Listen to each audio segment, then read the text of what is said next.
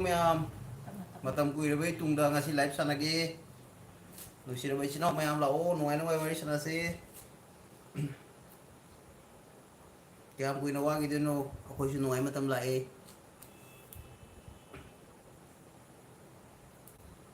Mahan be ito, logogi.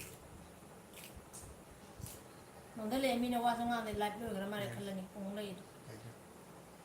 Mila bisa. Ko.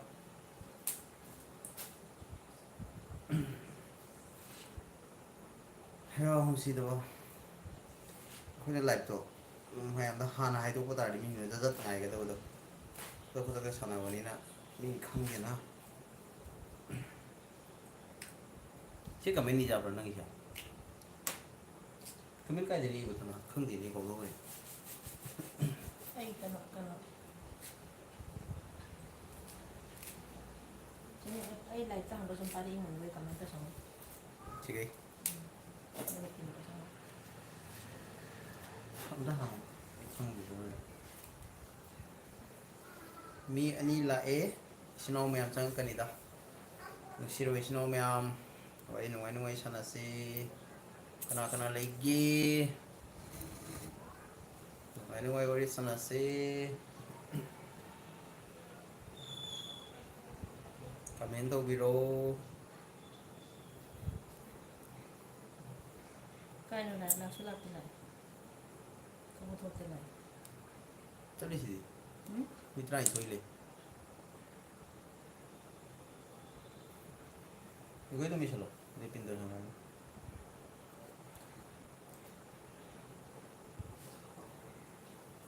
mi try toile pero comment to biro isno me am comment matung ina parjin waini Muno. Lora poke no temo to mapana pendo po solo. Mando te gulo na do so momo sara mi do chicken kaya sara mi do. Oke kan ni. Iron powder ni. Iron powder ni apa iron powder?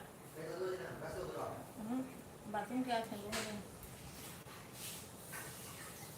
Harpic na to do.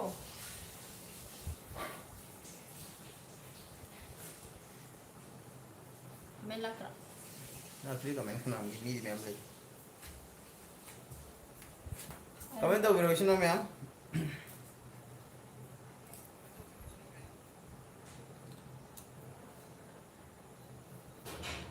Kana lagi live siga comment tau biro o ai insang semi mayam kari insang sana lagi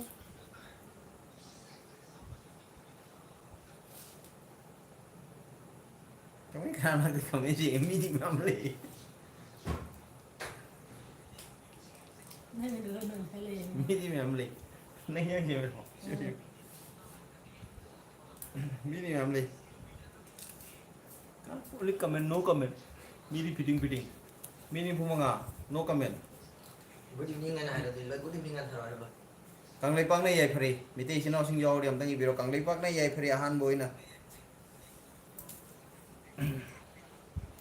nang title kai ge kasi mite lu sige ito je siga mai pindo to siga to to ke kami hin se tijenge tu bina sai nang channel do to je to oi sana mi 80 le mi 80 no comment mi 80 no comment Comment haza ba mutta thamira tra comment mutta thamira. Sabi sige nang i comment ni sa lisid so live lag tiji kan pagi se wala en tombi debi kang lepak na yai phari se aseng ba mite kang lepak na yai phari yo un to ja tiji ke lo se ज़्यादा भी नहीं दे हम कमाने एक हम लोग जो कंगली पांग ने यही फरी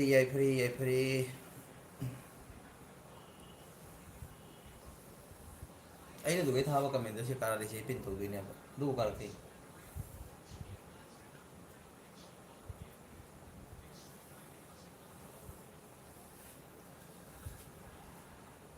कमाई जैसे से बोल रहा हूँ ए थारा के पीछे ए फोन तो जा रही थी कमेंट पा गए कमेंट पा जाता तो ही नहीं तो उन्हें फिर रिस्टार्ट कर देती कहीं तो नो फिर तो किलर लो हम 4 लाइक दान था चरी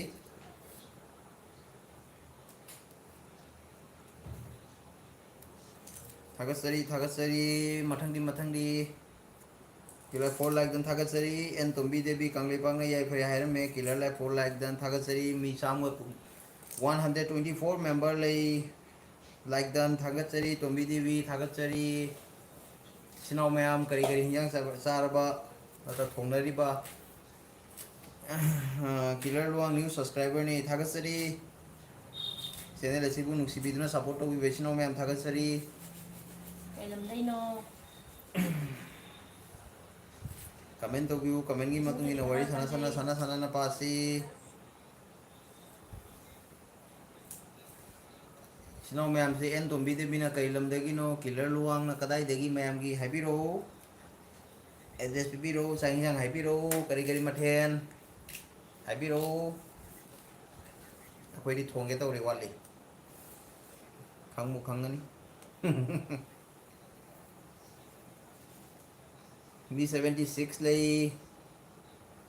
ay khoi in call gi ni khoi in call gi मी चाम को कुन ले कमेंट तौबिउ रिलीफ के अंदर ले जबनी बिग फ्रेंड ने किलर लुआंग रिलीफ के अंदर ले जबनी बिग फ्रेंड ने करम रिलीफ के अंदर इनो हाइबिरो तो करम रिलीफ के अंदर ले बनो होय मणिपुर की निबुदी खंगे इनाव से तो करम आइना हंदोइरा इनाव हाइदुरी यामा हाइदुदी खंगे को वारो यादे तो करम रिलीफ के अंदर ले बनो हम तो ताकबिरमो no sentala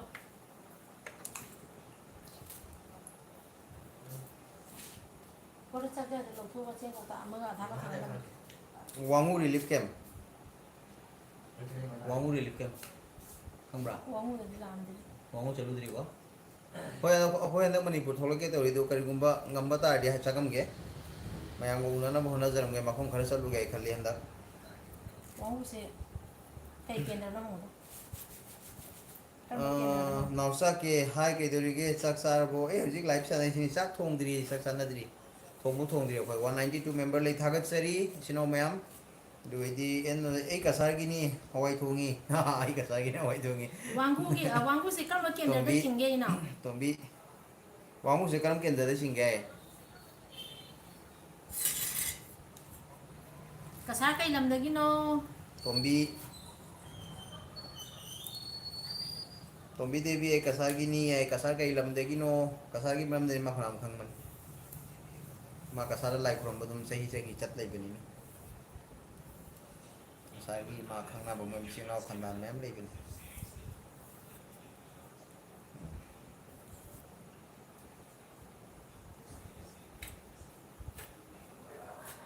वन 81 मेंबर हजिकी मिनती ने मिते सिनाव सिंग यावरी पुलप न मथंग बिरो कांगले पाक न याई फरे ना कुकी मिनाई मेम जाव दो हाई कुकी मिनाई मेम जाव बिरो लोय kang lai pak na yai pe kuki ju manipur da lai da kang lai pak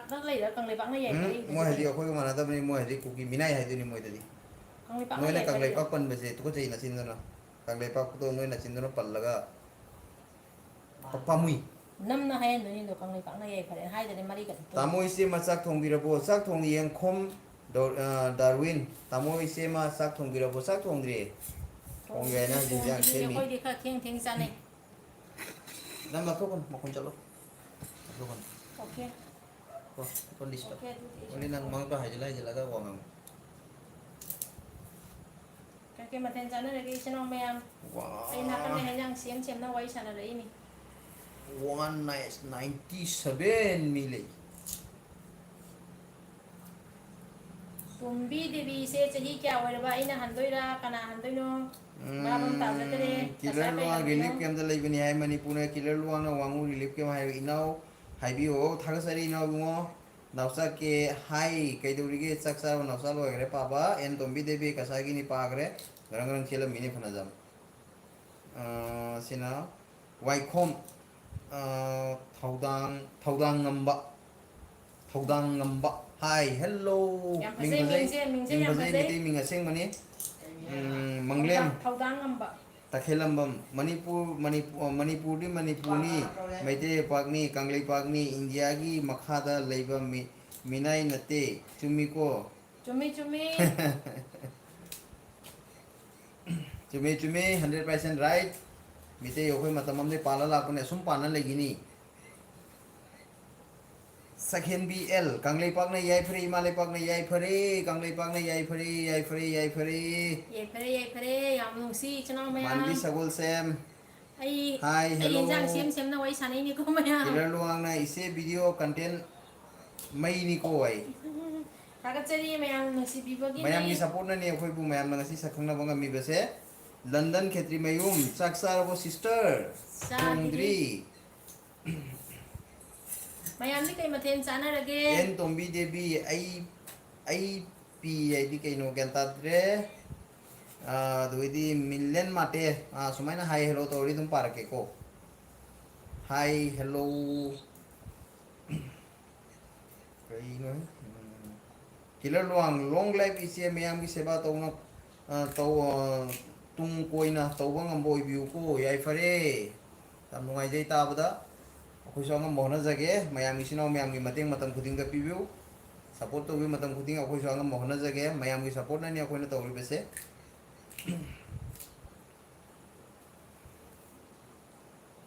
mi jam sathi lei 121 Sam sati. 121 member ni pagi ro sundar hojai yum kaya muk tage hojai de midhi ke am tage Akhoi gi hojai manungda mamangi akhoi gi MLA election do adaido only akhoi maitai na vote happy base lising kun manga ne akhoi only mitai voter lising kun manga hojai manungda adudi vote chandaba kyam leramgani do handaki recounting kya laiba do khangdri only sahi manga mamangi sahi ahum mari mamangda akhoi maitai gi ta 25000 only mitai voter killer luang long lai pari mom Thagachari aidi pari mom gi loine yengje en tombi devi thagasari mayam gi support ni mayam nusi bi basini jam important 255 member si nusi bana tadi aur kya hai second BL aidi haibra manga kari manglaga irolba Haina manglaga ironba cengum wa thongbaga sar cengum is nangi favorite ni cengum manon mamangi do haina kenom haido haira manga ai kadang pasan mangam de cengum di dikhange yai pare Cingum di ai di narin cingum do jam pami adu cingum angang wi so hauri hozai kai gi no en tombi de bina asar gi ni mase ai hozai no tun bazar gi killer luang kangle ima lebak na yai pare pare cases pamesor india gi makhada lainingdre pari mom kari khalli yam sumba wafam ni asongi wafam do yam phajaba wafam ni wafam do gi mathakta huji ga sumba pukchen aikoina huji india manong da leibre akhoi kyam yam na wari habse mayam ta khangal pa adu ba thongna happy bagi tamakta asong wi kai khumna bu chani oh haibra mana haiba haibra mana haibra idi no haibra ikan mana la khang anjuna ma akhoi kano mana kari no khang nang di loi khangi bo ai cái chúng khang dei di cha ba nei khangi haibra mana do hai kha ma chu mai to bani khara haubam langlen devi ai khoi su pari mom channel bu loina yengje yam nungai jai yai fare thagasari mayam gi mateng matam khuding da phang ba je yam harau jai kanglei pak na yai fare haubam ngai ba langlen haubam langlen bu kai khum nazari killer luang isi ai gi channel masa ama lei bene support to biro ko please hoi soidna to ke ado khoi gi video amna comment thabi ramo de khoi yenga dun sanga dun to ko yare lanji lo ko china ko ma ki ko aina ko haji gi malai pa gi kanglei pa ki maram da haji lan gi matang gi haji lei bene na ado lan gi sing thang ni koiro kyam kui sa lei doino sing thara ko ga isino mayam gi video mathang angam ba makhi share to na ko hona jara ke ai su ke sum chaw ba channel nate ꯑꯗꯨꯁꯨ ꯑꯉꯝꯕ ꯑꯩꯉꯣꯟꯗꯁꯨ ꯀꯅꯥꯒꯨꯝꯕ ꯑꯃꯅ ꯉꯁꯤ ꯃꯐꯝꯗ ꯌꯧꯅ ꯏꯆꯤꯟ ꯏꯅꯥꯎ ꯃꯌꯥꯝꯅ ꯀꯅꯥꯒꯨꯝꯕ ꯑꯃꯅꯁꯨ ꯃꯇꯦꯡ ꯇꯧꯈꯤ ꯑꯗꯨ ꯃꯇꯦꯡꯗꯣ ꯑꯩꯈꯣꯏꯁꯨ ꯈꯖꯤꯛ ꯆꯥꯎꯖꯔ ꯃꯇꯨꯡꯗ ꯍꯟꯗꯣꯛꯄ ꯉꯝꯕ ꯑꯣꯏꯖꯒꯦ ꯃꯌꯥꯝꯒꯤ ꯐꯨꯜ ꯁꯄꯣꯔꯠ ꯄꯥꯔꯤ ꯃꯣꯝ ꯀꯤꯂꯔ ꯂꯨꯋꯥꯡꯅ ꯊꯥꯒꯠꯆꯔꯤ ꯔꯣꯀꯤ ꯑꯣꯏꯅꯥꯝ ꯀꯀꯥꯅ ꯍꯦꯟꯅ ꯅꯍꯥ ꯃꯥꯜꯂꯦ ꯌꯥꯏ ꯐꯔꯦ ꯌꯥꯏꯕ ꯊꯤꯗꯕꯅꯤꯗ ꯀꯩ ꯕꯤꯖꯨ ꯍꯥꯏꯅꯣ ꯍꯪꯉꯨꯅꯗꯣ ꯑꯩ ꯆꯪꯂꯣ ꯅꯁꯛ ꯇꯣꯡꯂꯣ ꯀꯩ ꯕꯤꯖꯨ ꯍꯥꯏꯅꯣ ꯍꯪꯉꯨꯅ ꯔꯣꯀꯤꯗ ꯆꯪꯂꯣ ꯆꯪꯂꯣ ꯑꯩ ꯐꯖꯩ ꯍꯥꯏꯒꯦ ꯑꯩꯗꯤ ꯊꯕꯛ ꯁꯨꯔꯨꯕꯩ ꯋꯥꯔꯨꯅ ꯇꯧꯏꯅꯤꯗ ꯏꯁꯤ ꯔꯣꯀꯤ ꯑꯣꯏꯅꯥꯝ ꯊꯥꯒꯠꯆꯔꯤ ngasi sahi mari degi leptane ꯀꯨꯀꯤꯒ ꯂꯥꯎꯅꯕ ꯁꯕꯤ ꯁ꯭ꯇꯥꯃꯤꯅꯥ ꯄꯨꯝꯅꯃꯛ ꯂꯣꯏꯅ ꯂꯣꯏꯔꯦ sahi mari degi leptana aina live sanara kuse do ahan mana ngasi luangna roki oinamna ahan boina thagasari manasi bibam thoi manipur ge dai di lakpada unana ba hona jage phone number lo hapuna wai sana bai hapa hite nene sak sarabo sadri alpha bliss third place mingkhena alpha o killer o kibugine killer luang ise si ima leibak na yai phre matam khuding na yai phre matam khuding da khaji kara kan any time phone number nang an pin te mai pin to ba phone number isina me ma tang le phone number hapchara ke adu wai sana si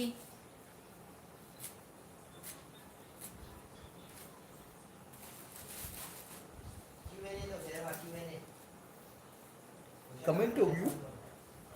122 member please comment isina me nga le Q&A to si mayam question to biro ko answer to jara ke do number se kamaina hapa pin do ba hite number ibam se na chi gi bane ko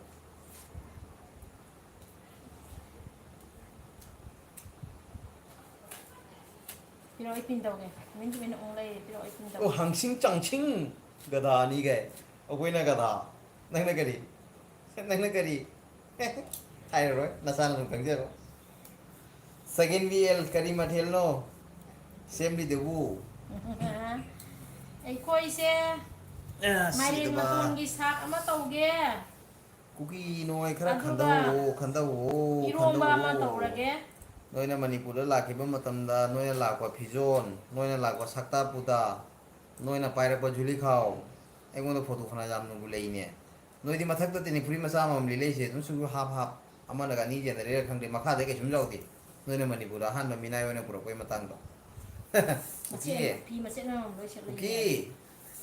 noi mi te yo khoi ga lei bai na ngasi mayam na khati kuki ko bom su lei bore khang na re mi minai noi pi masih na sa den khangra suk pa pa phi ma chet rumal macha mam na koi hengki ga idra ne rumal do aduno ka jenera set pa man khara khandau namana bada hobo pate ahal lamanda hore di ko pang na chet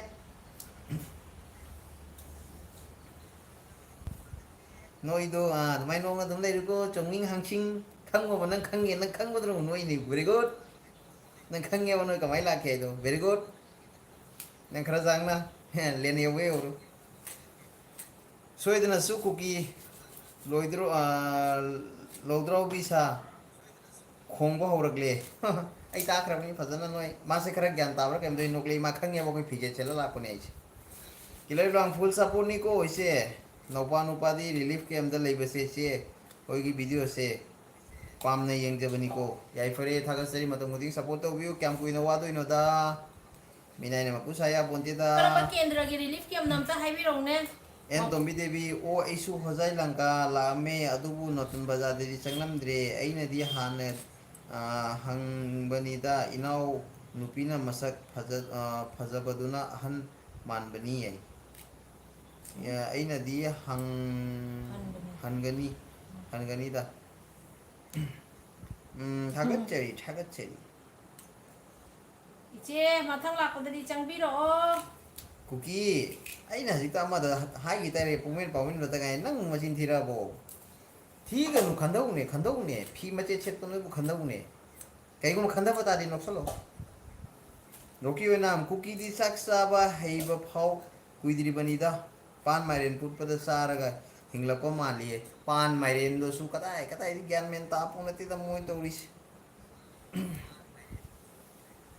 laisra minau sai se gi live am nuai thagasari थागतचरी लाइसन मीना उचा लाइट लापीबे तमता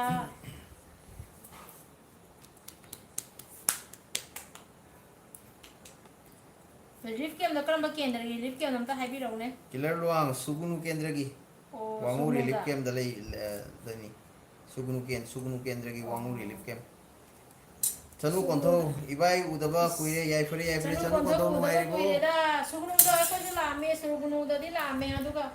relief camp दा दी चनु चोमिंग हांसिंग नाय बे उनो कुपटांग गायना थैंक यू से अखोय दि असिंग वाई बुदु साउदी अखोय दि असिंग अखोय दि असिंग वाई बुदु साउदी कोकटांग हाई सु साउदी दे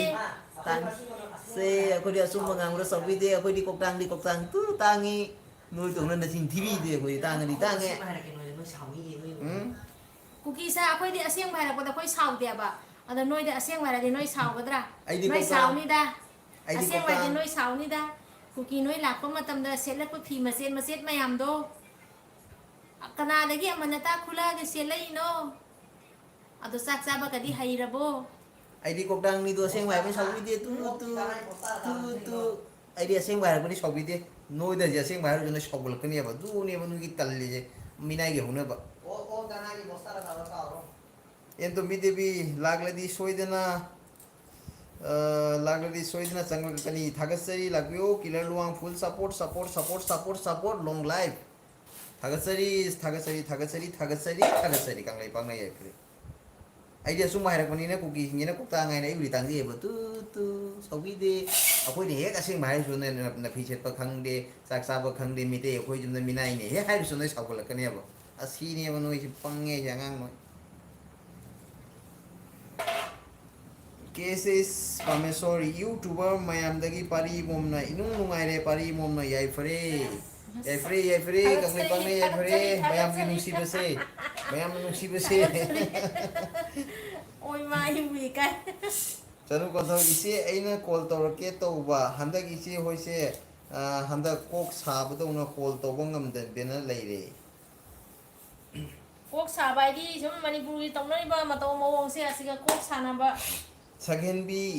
एल मोइना सेलिबा फीदो आइगी फीमनसु ओइरिने ओ हुरान गिबो एरो याउरिने आइगी फीमनजु याउरे मोय सावरोय मोय जे सुम ngang मोय सावरोय कैना दा आइगोनो कोकडांग आइ बे सावगिदा पनि मोय सावरोय बा मो ज्ञान ताबनि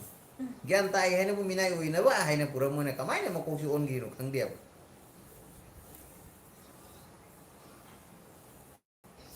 कोन mud pin दोसन Luna ai hei ti mi ai to ke pirong nia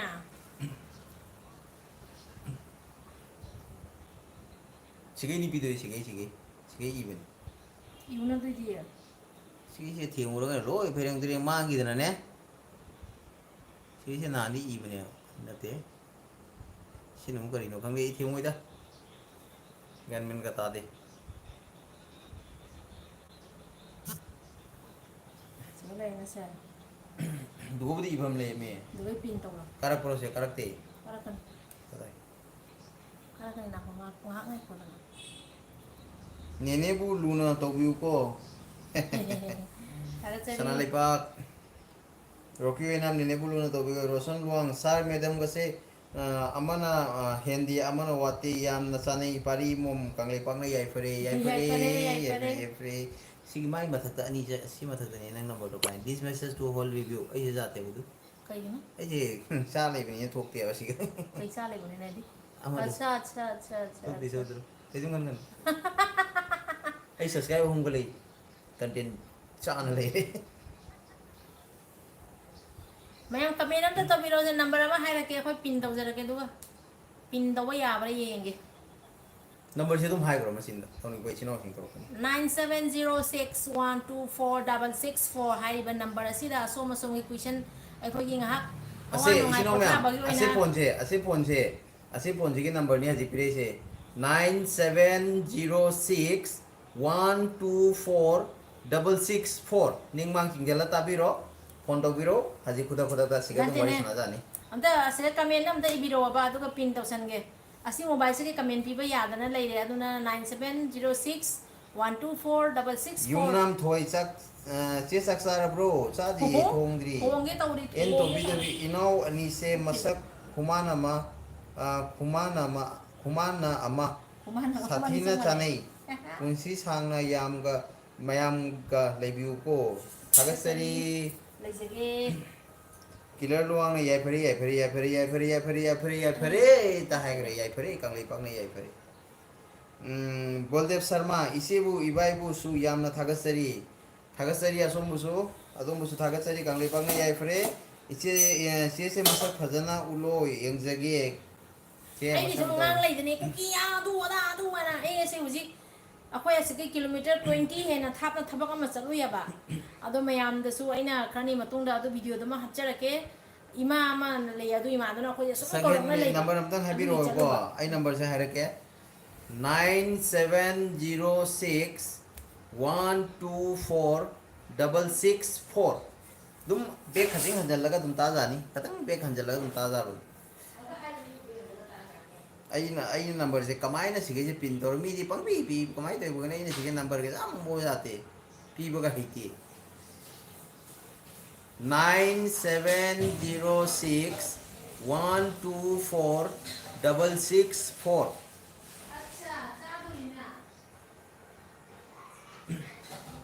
ꯃꯆꯥ ꯊꯥꯀꯣ ꯉꯥꯛꯇꯪ ꯑꯣ ꯂꯩ ꯂꯩ ꯃꯆꯥ ꯂꯧ ꯄꯨꯊꯣꯛꯂꯣ ꯄꯥꯏꯔꯝꯃꯨꯁꯦ ꯃꯌꯥꯝ ꯋꯥꯔꯤ ꯁꯥꯟꯅꯔꯝꯃꯣ ꯀꯩꯅꯣ ꯍꯩꯖꯤꯜꯂꯝꯃꯨꯗꯦ ꯑꯗꯨꯒ ꯀꯥꯏꯗ ꯂꯥꯏꯒꯤ ꯂꯩꯕꯗꯨꯒ ꯍꯩꯖꯤꯜꯂꯝꯃꯨ ꯅꯣꯏꯗꯤ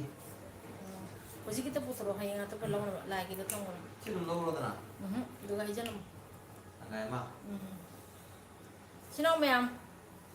ꯑꯩꯁꯦ ꯅꯝꯕꯔꯗꯣ ꯍꯥꯏꯔꯛꯑꯣ ꯊꯕꯛ ꯇꯧꯔꯝꯕꯅꯦꯕ ꯑꯗꯨ ꯏꯆꯤꯟ ꯃꯌꯥꯝ ꯍꯧꯖꯤꯛꯀꯤ 9706 124 664 ꯍꯥꯏꯔꯤꯕ ꯅꯝꯕꯔ ꯑꯁꯤꯗ ꯏꯆꯤꯟ ꯃꯌꯥꯝꯒ ꯉꯥꯏꯍꯥꯛ ꯋꯥꯔꯤ ꯁꯥꯟꯅꯁꯤ ꯏꯆꯤꯟ ꯃꯌꯥꯝꯅꯁꯨ ꯁꯨꯝ ꯍꯪꯅꯤꯡꯕ ꯋꯥꯍꯪ ꯑꯩꯈꯣꯏꯒꯤ ꯁꯨꯝ ꯑꯗꯨꯝ ꯑꯋꯥ ꯋꯥꯔꯤ ꯅꯨꯡꯉꯥꯏꯕ ꯁꯥꯟꯅꯁꯦꯕ ꯋꯥꯔꯤ ꯐꯥꯒꯤ ꯑꯣꯏ ꯁꯥꯟꯅꯁꯦ ꯀꯔꯤ ꯑꯩꯈꯣꯏ ꯁꯨꯝ ꯆꯝꯅ ꯋꯥꯔꯤ ꯁꯥꯟꯅꯁꯦ ꯁꯥꯟꯅꯁꯦꯕ ꯑꯗꯨꯒ ꯁꯨꯝ ꯏꯆꯤꯟ ꯃꯌꯥꯝ ꯁꯨꯝ ꯀꯃꯦꯟ ꯖꯃꯜꯂꯤ ꯉꯥꯏꯃꯤꯗꯣ ꯁꯤ ꯊꯥꯎꯁꯦ ꯁ꯭ꯋꯥꯏꯗꯅꯤ ꯂꯩꯁꯦ ꯖꯃꯜꯂꯤ ꯑꯗꯨ ꯊꯥꯎꯗꯣ ꯑꯗꯨꯝ ꯂꯩꯔꯣ ꯇꯧꯅ ꯑꯩꯈꯣꯏꯁꯦ ꯂꯥꯛꯏꯕ ꯍꯞꯇꯥ ꯑꯃꯁꯤꯒꯤ ꯃꯅꯨꯡꯗ 1 ꯋꯤꯛꯁꯤꯒꯤ ꯃꯅꯨꯡꯗ ꯑꯩꯈꯣꯏꯁꯦ ꯃꯅꯤꯄꯨꯔ ꯊꯣꯛꯀꯦ ꯍꯥꯏꯅꯗꯤ ꯈꯜꯂꯤ ꯑꯗꯣ ꯏꯕꯨꯙꯧꯅ ꯀꯩ ꯊꯧꯖꯥꯜꯂꯤꯕ ꯃꯇꯝꯗꯨꯅ ꯈꯪꯉꯅꯤ ꯃꯌꯥꯝꯅꯁꯨ ꯗꯣꯅꯦꯁꯟ ꯈꯔ ꯀꯥꯞꯄꯛꯄ ꯈꯔ ꯂꯩ ꯑꯗꯨꯗꯣ ꯃꯆꯥ ꯄꯨꯔꯒ ꯁꯤ ꯄꯤꯟ ꯆꯠꯆꯔꯒ ꯀꯃꯥꯏ ꯚꯤꯗꯤꯑꯣ ꯅꯝꯕꯔ ꯀꯃꯥꯏꯅ ꯃꯌꯥꯝꯗ ꯊꯥꯒꯦ ꯄꯤꯟ ꯗꯣꯅꯦꯁꯟ ꯈꯔ ꯇꯧꯖꯥꯠꯂꯣ ꯄꯤꯔꯝꯒꯦ ꯀꯥꯡꯆꯨꯞꯇꯁꯨ ꯆꯠꯂꯨꯒꯦ ꯀꯃꯥꯏꯅ ꯊꯥꯡꯒꯠꯀꯦ ꯍꯥꯏꯕ ꯑꯗꯣ ꯅꯝꯕꯔꯁꯤꯒ ꯑꯗꯨꯒꯤ ꯋꯥꯈꯜ ꯈꯟꯅ भूली वाले रहा पाए रहा ꯀꯃꯥꯏꯅ ꯊꯥꯡꯒꯦ ꯑꯝꯇ ꯍꯥꯏꯔꯣ ꯂꯥꯎꯅꯦ ꯂꯥꯎꯅꯦ ꯅꯪꯒꯤꯗꯨꯒ ꯀꯩꯅꯣ ꯇꯧꯔꯒ ꯄꯤꯟ ꯇꯧꯁꯟꯅꯕ 이거 그만 좀 하시고. 정리 CD 그게는 거기 아토브 채널 스트라이크 잘해요. ꯉꯥꯏꯇ ꯁꯤꯒ ꯄꯟꯒꯅꯨꯗꯨꯗ ꯂꯥꯏꯠꯇ ꯉꯥꯏꯗꯅ 안 그러면서 ꯁꯤꯒꯗꯤ 페이지는 ꯎꯅ 리포트 리모브 빈 메시지. ꯄꯤꯟ ꯇꯧꯑꯣꯅꯁꯦ नंबर इधे कमाई पिन दोगे नो कम मैसेज पिन दोगे नो ꯈꯪꯗꯦ ꯌꯥꯗ꯭ꯔꯥ तू भी तो पिन दो चल तो और बगम दो ꯇꯧꯔ ꯇꯧꯖꯈ꯭ꯔꯦ ꯀꯩꯗꯧꯔꯒꯦ कई दोगे ना माँ के कोई क्या second sir filter top message है सेकंड खंगरेदा ज्ञान मेन का नान कताई दोनों तो होगी बने अपन ई ना बतो ꯈꯪꯗꯦ ꯂꯥꯏꯐꯇ ꯊꯥꯃꯟꯗꯅ ꯀꯥꯎꯔꯦꯗ ꯀꯩꯅꯣꯁꯤꯁꯨ ꯂꯣꯏ ꯑꯣꯟꯊꯣꯛꯑꯝꯃꯦ ꯐꯪꯁꯟꯁꯤꯡꯁꯤꯁꯨ ꯀꯣ ꯄꯤꯟ ꯇꯧꯁꯟꯒꯦ ꯇꯧꯕ नुपी कंट्रोल तो उंगम दबा नुपाए कुकी ना नोंद ꯆꯨꯝꯃꯦ ꯅꯣꯏꯒꯤ ꯅꯨꯄꯤꯁꯤꯡꯗꯤ ꯀꯦꯝꯗ ꯆꯠꯂꯒ मसा ꯕ꯭ꯂꯦꯡꯀꯦꯠ ꯄꯨꯔ अखोई नंबर ꯆꯦꯟꯕꯗꯣ पिरा पिरो है नंबर तो इरो अखोई दो नंबर पिन दो कमेंट करो पूरा के मैं मिंगे लाख तो खंग सी इन नंबर दो इरबनी थागसरी जनु कोंथो Oh my god सनी ना फोन पाइब से ए फोन लागनी ला फोन लागना सादे ला लो ला लो सनी ला असोई ngam yaudang ngam dana yobiro oiru koi sinino soidra lakani sadik phasa where are you from I am from Assam hojai I am Manipuri mitei ai dun namai ke nom to rum nang ne tan ngai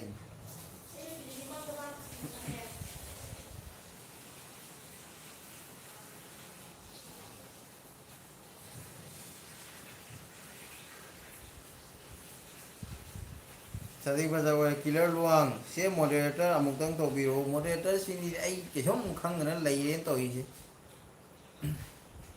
karino masi jana mo kainom to salam da ko ni bi kya men ta de nang hay bu hay tu tao me salam dan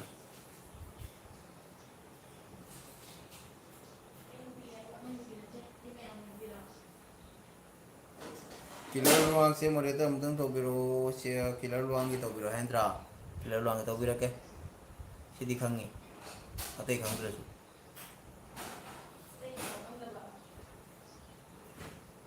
du su hay tren to si mu ja tren kyan men ga ta dre to masa number am nang piro ay pirak te lakte Ngerti. Aku jadi kayak jadi mau nih sambil. Asli kemai igi apa? Dua tang iro bom tang. Kan gini. Tahu. Nangin sampai do, cie mau jadi kaya. Kemudian dia mengenai orang itu. Dia mikai khangda ba kuki lodro bi sa ama khongai jar de mo de basanta kuma ise kari mathel hongre killer luang labi thagasari mayam nan dhokre ko ai ne sonda kaino ama honari ngai da mayam comment mayam nan dhokre waro ba yade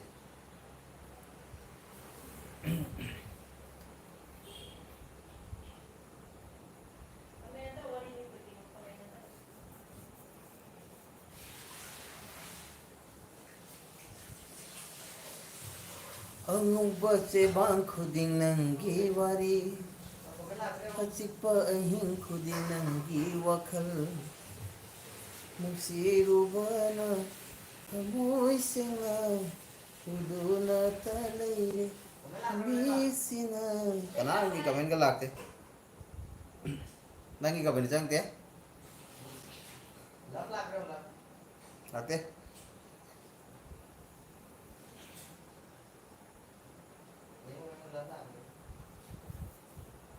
Ibai saksar bro sak thongri hadi ta thongri to khole te sak thongri to kholi to ma to kon kin to kon mama hai do hai sin da ma hai ni ke sun mate phone pai ba hai ta bro ino phone je pai ba hai tro bro gai na hai je la video talliye minai na ga ma pura phone pai hai to bro ka hai je la video kai de nang mobile spelling hai bro Noina ꯑꯩꯈꯣꯏ ꯃꯩꯇꯩꯒꯤ ꯌꯨꯝꯗꯩ ꯍꯨꯔꯥꯟꯈꯤꯕ Android ꯃꯣꯕꯥꯏꯜꯁꯤꯡꯗꯣ ꯁꯤꯖꯤꯟꯅꯕ ꯍꯩꯔꯕꯣ? 지금 오늘 메시지 쳤기들이 그냥 갔다 드리고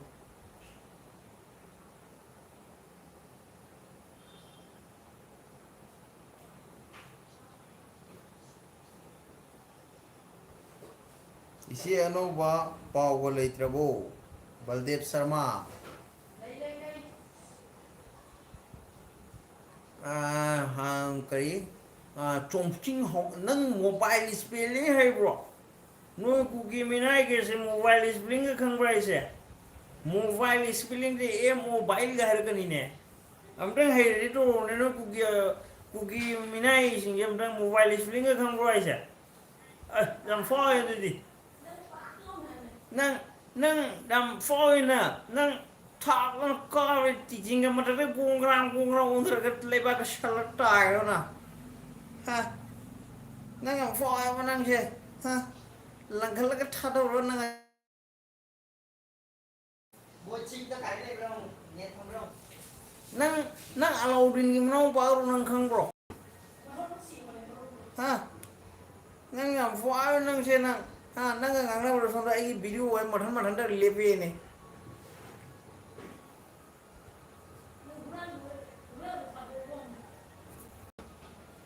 Sino मैं comment रू बिरो आफा वो खरा ला फोन स्पेलिंग का है हाई ने मोबाइल स्पेलिंग खम कर है उधर मैया जो फाइट तो नोक ले गई राशि के रे पे ठंग मनी ना पा कैसे शेलप का तो ना कैसे फलप का तो ना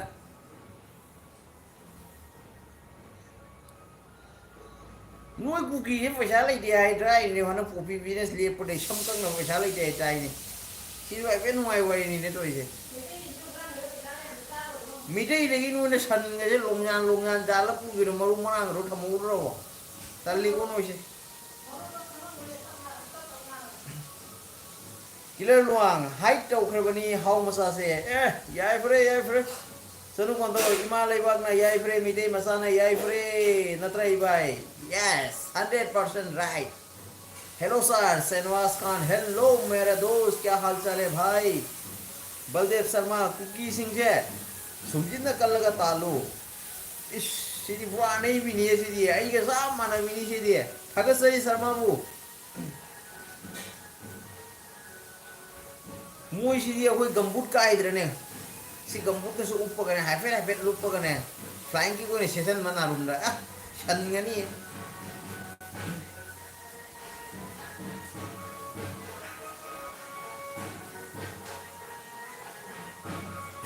hum sidaba laing thau idhoi kan sidaba e kuki na amil puri gi manau pakna ro kamra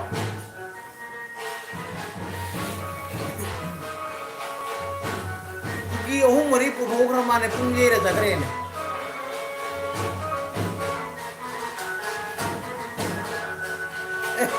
agoi kuki mina ye sawendo ini Gimana itu di kayak stage mana uno ko hai ne function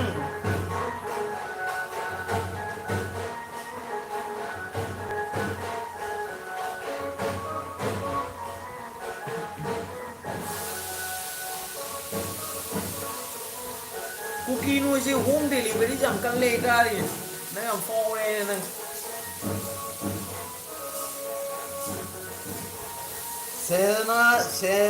सेबास Khan कुछ काम धंधा देखो और मेहनत करो शुक्रिया भाई आपने बताया शुक्रिया आप कहाँ से हो मेरे भाई क्या खेल बना रहा है और भाई अगर पसंद नहीं है तो खुदा हाफिज पसंद है तो बात कीजिए ढंग से नहीं तो एक सेकंड नहीं लगेगा खुश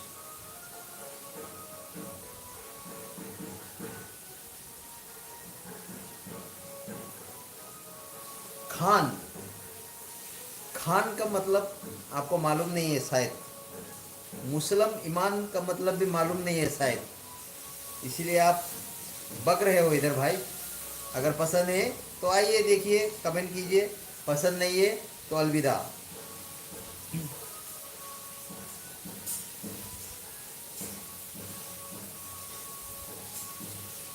कुकी सिंह से मीना दे सानी सा sana bukara paida moy de how yam pamba mai how yam pamba ai ke noi se indian kan si ke no da chandi hai ri ne kuki noi se ke ne ko ka sare kuki ne mitei na hai ri kai gi no noi st demand to bra noi gi ne kai sum lai ti ne noi se apang ba ga wari chana de noi ti ba noi na sana dum thigalo khoi manipur kamai changam gi pano akhoi se Nagaland की JCB ने कमाई फुमगी बनो अदुगै अखोई चा फंगोई फंगदोबै चलकपनो अदु ma'am नसा थिगलगा दुम नसाना के अंत जो अखोई हाईवे के दरकार होइगे अगु नेपारी नेपारी दियैनी को ने इमोम ओइदा दि मसाक थोंगी अगु इट इज सेलेजिन सो एन नमस्कार वेलकम बोका ए मुख ভালো রাখোস ভাই जुबान तो ভালো থাকলে ভালোই থাকবো এই স্টাইল দেখাই না বোকা মোকা তোর বাবা বোকা হইব ভাই তোর বাবা যে তোমার খানদান মা বাবা ভাই বোন সব বোকা হইব আর তুই এক নম্বর বোকা আগু হাইট তৌখো মিনাই কুকি से होय तौगे लेजन रेखा नई ही ने पाइथो करे Second BL कुकी मिनाई सिंगदो एखोइना बंगाली नि काइना बंगाली ना सेन गे सोन थोकरे काइनिंग ना ईटिंग चैलेंज हाय हेलो एन नमस्कार वेलकम वेलकम हाय दीदी एक नंबर तुमरा बंगाली बोका थैंक यू आगू ईटिंग चैलेंज न रहा दीदा कुकी मिनाई सिंगदो एखोइना सकबी बांग्लादेश की पांगन रो कनबी खिबनी हाइदो का काउखरे कोई गेलो ईटिंग चैलेंज मियोय योबा म खाली मरुन हांग मय तोरि मिने की भाबसो थैंक यू अगु एलांगबम किरण गु कोन मतन काम करो के গু খোৱাৰ মতন কাম কৰ তুমको বাবা মায়ে তোমাৰে কি গু খোৱাই পাঠাইছো এইভাবে যে কমেন্ট কৰছো मनी नागागा लान तौबदा अखोइना कनखिबनी काउखरे मिनाई कुकी काउजंग थीबा कुकी काउगन थीबा कुकी हाउबम लांगलेन देवी इबाई किलर अइनसु हाइट तौखरे हाँ होय killer Oh, sorry, sorry, nanti atau apa? Mau kuki sih kan meeting yang mana tahu deh. Sorry, sorry. Kira hai deh, ini kira tuh tahu biru nih. Ini kiu deh. Dhiren coach, which language? Bhai Meitei language, Manipur. Coach. Meitei language.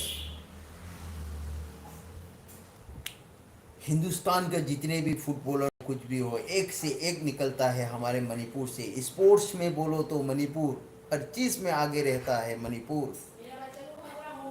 मेरी कोम को जानते हो मीराबाई चानू को मालूम की बोल रहा है नहीं मालूम हम का करता है तो सिंगमाम तमा इनाव तराम नोक्सरी थागसरी आई लाइफ चला बिपगी आई नसु तराम नोक्सरी किलरंग इशू फेवर तौबगी इसा से याद रे इशू ओ हिदांग दा साक्सलु नाबे यादे लोइदी सुंदर सुंदर कुकी सिंह से असुक ज्ञान ताद्रिब से करम्बा प्लानेट तगी लापोनो मोय से प्लानेट का ज्ञान में तादर मे नाइबु मोय से अखोगी मिक्सचर नि आबा मिक्सचर ना करी प्लानेट न कदाय दना हाय उदेश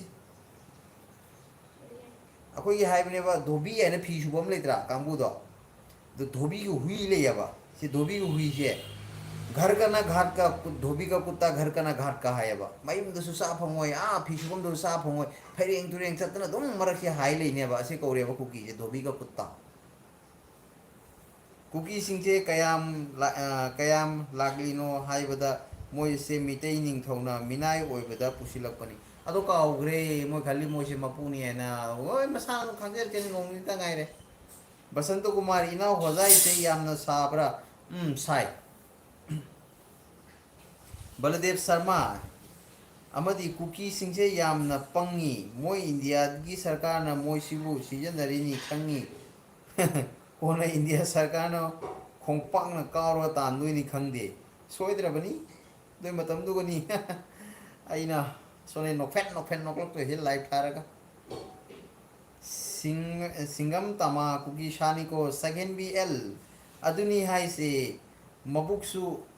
थकपी बा अखोइना मिनुंगसु येंगलुबगी अखोइदा अवाबसु ओइरे चुम्मी मतम दो लाकु मतम दो दुम काबो फेनानु ला पिजला लोइसलमसु ngasi वारोइदबा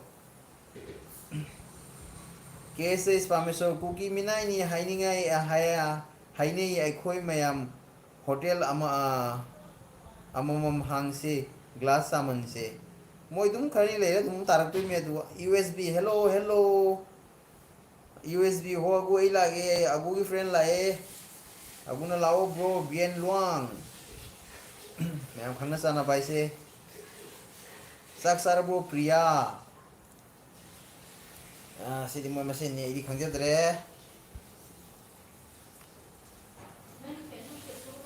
अगु ना सारे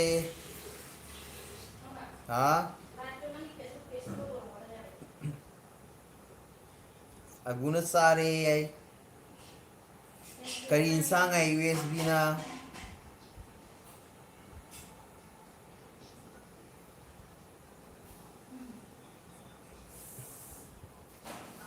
लबुक्ता ताबा थरोय ओ अगु थरोय चाहिए होनी है अगु चलो रही यूएसबी 14 लाइक था सरी कुकी है वैसे कोई आसाम दने को आसाम माइगी सिगा कुकीज साइन हिदा बिस्कुट हम जो लेबा सुमाइना निंग मांगकोन बी एस मान बंगा एस कुकीज सुमाइना तो मुन्ना गने अखोने कुकी गायना हाय मते ताहौद्र दिने मो कुकीज नि रिमाने लाइकी का हेरा कने अब असिनी कुकी है इसे कुकी अखनी से जुम ममिंग से जो मितेई फदरा मयांग लोन मणिपुरी ता है सु फदरा कुकी करीनो कुकी माने मुझे ज्ञान में दादर मोय मैम ना तुम तरो मुझे मरी खगा का मानरगा ने कोकाई उकराम गाय ने तुमाय लेबा मोय हु मरी खना मानरगा ने कोई से कई थोंगनी ꯑꯩꯒꯤ ꯃꯤꯡꯅ ꯀꯦ ꯑꯣꯏꯔꯝꯃꯤ ꯑꯩ ꯀꯨ ꯍꯥꯏꯔ ꯀꯦꯁꯦ ꯀꯨ ꯊꯝꯃꯣ ꯑꯣꯀꯥꯏ ꯄꯨꯀ꯭ꯔꯨꯡ ꯃꯨꯀ꯭ꯔꯪ ꯑꯗꯨꯃꯥꯏꯅ ꯇꯧꯔꯒ ꯀꯨꯀꯤ ꯃꯤꯅꯤꯡꯒ ꯂꯩ ꯄꯣꯟꯇꯦꯅ ꯇꯧꯔꯤꯁꯤ ꯃꯃꯤꯡꯅꯤꯉꯥꯏ ꯊꯣꯟꯗꯣꯔꯛꯄ ꯃꯌꯥꯝ ꯇꯣꯡꯁꯥꯡ ꯂꯥꯛꯁꯥꯡ ꯉꯥꯛꯇ ꯐꯣꯔ ꯑꯅꯨꯁꯤꯡꯍ ꯏꯌꯥꯝꯕ ꯅꯪꯅ ꯍꯥꯏꯔꯤ ꯋꯥꯔꯤꯗꯣ ꯌꯥꯝꯅ ꯅꯨꯡꯁꯤ ꯑꯩꯈꯣꯏ ꯅꯥꯒꯥꯂꯦꯟ ꯗꯤꯃꯥꯄꯨꯔꯗꯒꯤ ꯊꯥꯒꯠꯆꯔꯤ ꯁꯣꯅꯤ ꯅꯥꯒꯥꯂꯦꯟꯒꯤ ꯃꯤꯒ ꯂꯥꯛꯑꯦꯍꯦ ꯅꯣꯏ ꯏꯅꯦ ꯍꯣꯏ ꯃꯥꯏꯀꯩꯒꯤ nang kada karamba school nang tamakpoto Nagaland Dimapur gi adugi Dimapur mai gi mila he noi noi area mila he digai pur karamba pham gi no anusing takpiramo aigi sisu Dimapur de sarokoni Baldev Sharma ibai Bangladesh tai ni mai famous ne Bangladesh ti oile mine Sharma se moi pe mai mitei he sini mitei do lai loi mafum da mitei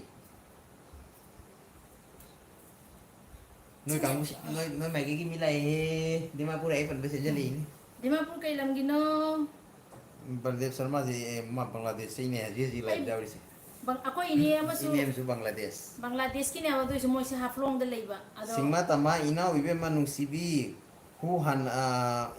ina wibe manung sibi bu han thagachari thagachari che busu agu haidi haining de media sida agu ado government na mitei se sana bagi field da aduga atei gi haiba sida ekhoi se yamna himalle haina mitei muthatna bagi moina chumi agu wari lo bajai very good se wari fajarabni tawdi smai mi kyale mi jamde 146 ten tawdi keno taw ya bako atopa leidibe look me am je akoi gi leidena ko kuki no to rebe irang je asi akoi gi India aiko government na Dimapur West Yard tani ai taine West Yard ai kai dano khangda tu di chatte area du di khangtai na nang khangam dai na West area nang khangi se kai no akoi Dimapur akoi na lei sina ne New Market Sebok Road Dobinala Burma Camp Gorapati Chumuki Chumu ai ju khangi Dimapur railway station Khotkhoti ai ju Dimapur railway station khangi adu katang khang ya tai di kang de akoi gi Dimapur da hana akoi gi dukan ga jum ga le me ba do yo aguna haiba 146 pu yam driba hai jam boduna nei na ne agu amuk likha re ne 192 sure agu 192 sure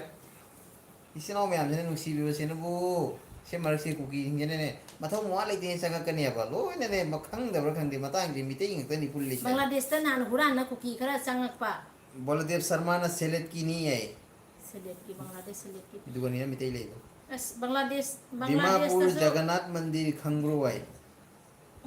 ka wa da hoji pi ngai da le ram mani na kuire sum chat pudi chal liya ba ado kya to re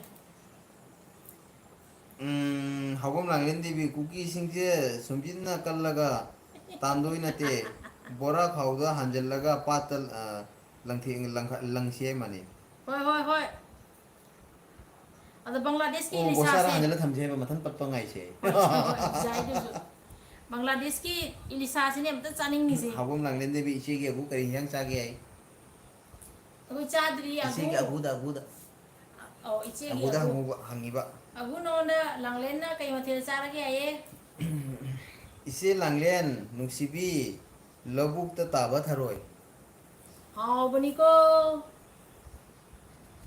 ai di yam na saning ise chengum saning chengum mai badi ekoi gi makhan mathe gi chengum me am lai na ba de ena ko ai pam badi nangi na todo dai di kanglayen gi kang soi saning ai di hagom langlen debi o agubi Baldev Sharma इसे भला सोनी अच्छी भाई अच्छी चलते से जन्नत ने भगवान ने दुआ कृपा भगवान ने कृपा चलते से भाई আপনি কেমন ভালো আছে খাওয়া দাওয়া হয়ে গেছে agu wen chaningi আবার dai বাঙালি কইনা ngang যে ফাজনা সিং দেবা খাংদি খাঙ্গাগাসো আদো Assamese গুম্বা Hindi গুম্বা K ngang sung ngam ya ba kangla yen paknam su hau buni ja ya guna auri is min thag re 179 dangai gre agu 45 de 79 1998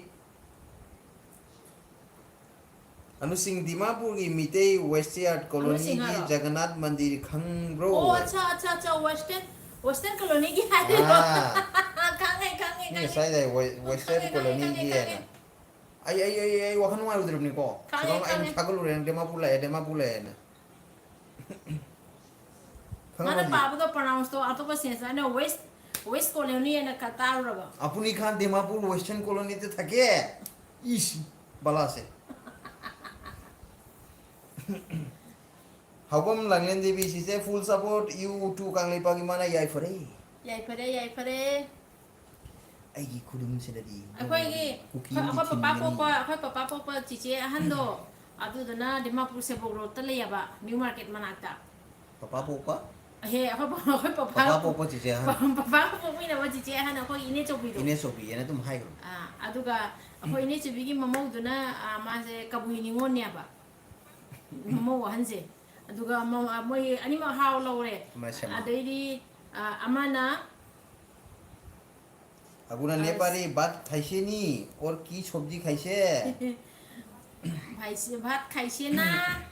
Hai. Anusinga yambagi masak asi ubada nuai ite madi ui ai. Ngasi ta ui ai se. Samsudar Pawnamba most welcome no padu nuai thopuni anu or sing ui adu ade. dua puluh ya Samsunda nangi na ngarangi luhong bagi tanggal ko status to yo metai nupi na luhong sapada adamai cakatak ne huzi cookie ai sidi phangu phangaba loi thatpa cookie gi marei saru pa ne ngangi ngangu zai ado akoi metai na asumba haibada kai ki goi bano cookie di haining ba hai ja de ko metai na akoi achuma loi Balde hai Sharma he ami bhalo achi ekhon খাওয়া দাওয়া হই নাই acha আমরাও এখন জো হইতে আছে বানাইতে আছে Anusinga meitei masagi tamakta lepi do itei mana nuai itei mana nuai aipana kainika ase keneka ase ibung SS sinam tama singam tama inaw ibema nusibi ite manipur thopaldagi ni ai Hadak lagto ini aku isi next week Sabta tarani sigi manung dari aku Manipur wish tumarani maya munasi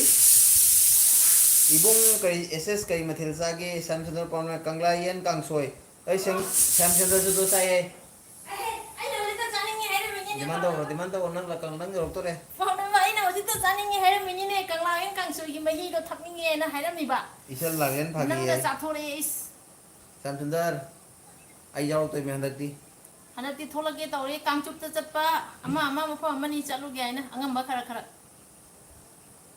YouTube tagi handak lising tra manga ha changai Ladies and second BL ikai da ba kuki lodrau bi sa se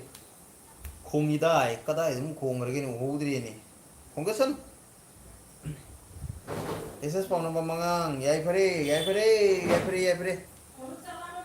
You're free, Mr. Pawnama, you're free. I'm coming.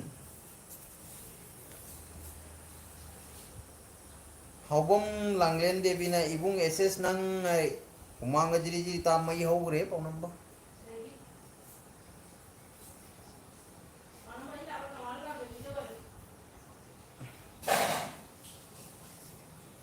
Pawnama tira je kupsan mo na da per wai ni. Samsudar Pawnama dada segmaida sida hidak thagusi Manipur lakpada as ta ngagro pada yai phaba wari tani ngai se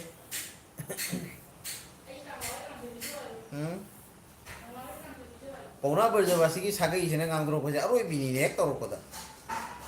hekta pauna tak ne yabo dum tawthro ko milai ki da ba dum tawthro ko dum tongan ta ba Pauna berjawasi ki sagai na tai dum tongan ta ba jani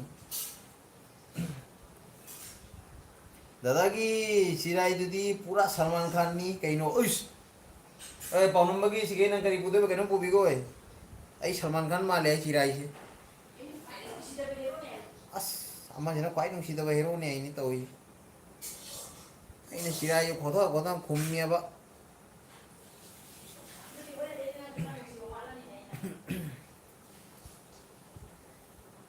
Samsudar noksali hen toi Shyam Sundar फजन नोक्सले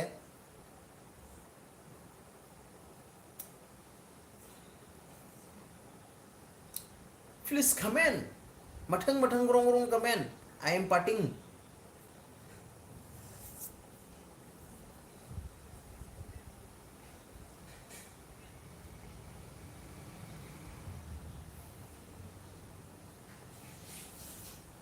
ay masuyo sumuskhon ngoliga ay kinuni bala sama isse se Bangladesh की करम्बा लेकाई की no माँ से बांग्लादेश की नते माँ की money दो माई माम तो न लोगो नुपी दो अदो इदो बांग्लादेश की नहीं कताई की नो माँ ना ना खंग दे दी बांग्लादेश की नहीं मासु सिंगम तमा इना उबे मनुसीबी मे 23 दगी इसे यामना कपी है करी मरम की नो सिंगम तमा है पर इसे वो करी मरम की नो 23 मे दगी ओहो 23 मे दगी ममांग से की बस सही दगी इरांग हो कुछ ना अखोई वो नुआई मपान ले अखोई वो यदि आ मनुंग नंगी बा कामु क्या सोम गनी हदक लागनी इसिनाव मैम अंगम इसिनाव मैम उनसी मतम संगबदा याम कोइना दी लेरमो मोबाइल अखोइना मोबाइल दा नंबर पी की बदा अदोगी नंबर दु डोनेशन इसिनाव मैम तो बिरे कोई खरा संगना ले मफम मनी दा डोनेशन पसई खरा खरा तुम जवन ना बहनक संगुगे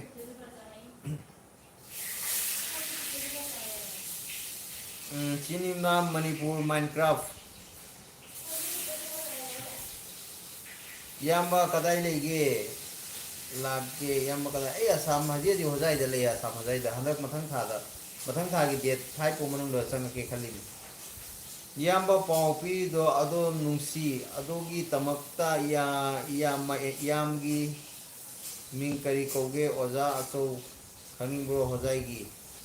ओजा आईदी दुयाम आईदी मपान दा हा आई खंगे मा खंग मने आई दी केना मपान दा याम बले कोनी ने स्वाई मी पर खंग मंग आई दी फना बु नुंगाई दिए पाउ नंबर ना मिस्टर फोन नंबर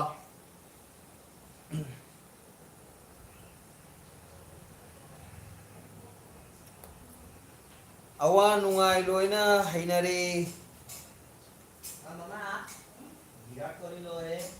लेमद्र मनरे लमदा मनरे लोइना हैनरे इरांग से सही खाजा लमी के दउनी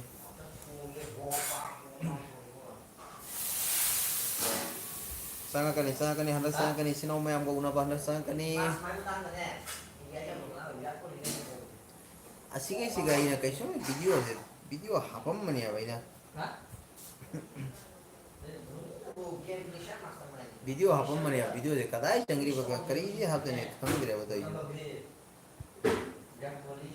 isa anu ba je jo ne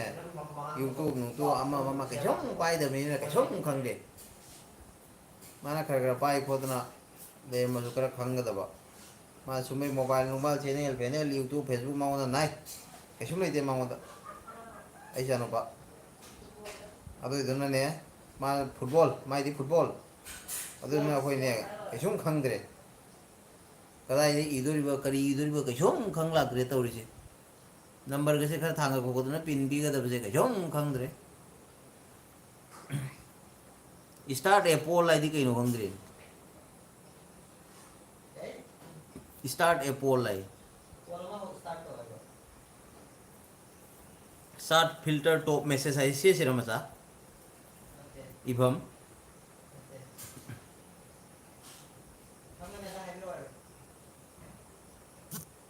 खंगद्रे तो इसे इने से काय द्रो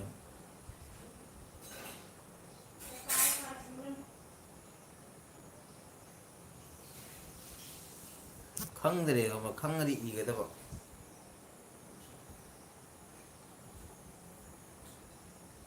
या मनानाव नुपीने कौरे सक्साव हाय सक्सा बगी है साथोरो नतदी खंगीदना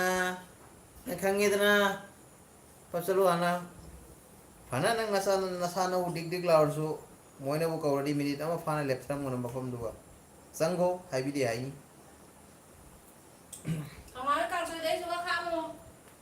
मंगलेम तखिलंबम कुकी सिंजे खरा लेरदी दिल्ली दसु कुकी लांदनी कायना हायरकनी माले याम्बा होजाई गदाई गिनो होजाई नतुन बाजार गिनी कोई बोलाओ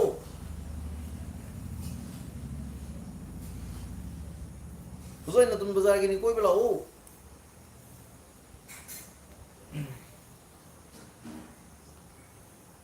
comment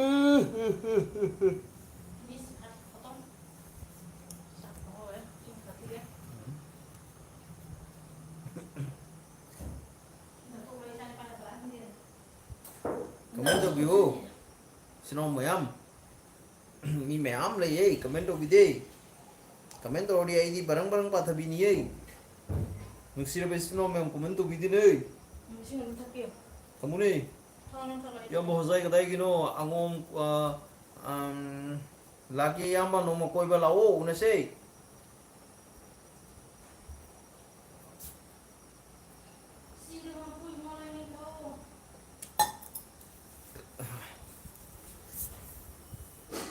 isi ibai angang sing loina asumaina nungairu sumaina punsi chupa nungaina leiba oiru थागसरी नुआइजगे मैम पुनम याइफमिनर से कांगलेपांग ने याइफरे सिनाव मैम कमेंट लेपी गनु कमेंट लाइंगे ने इन दाम नुआइजरी से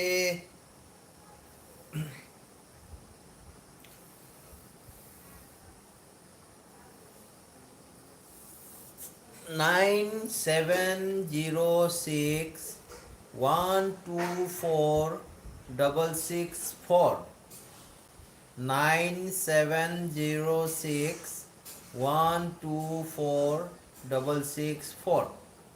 असी फोन से की नंबर नी फोन तो बिरो वरी सन भैया नी नुआइने वरी सन ऐसे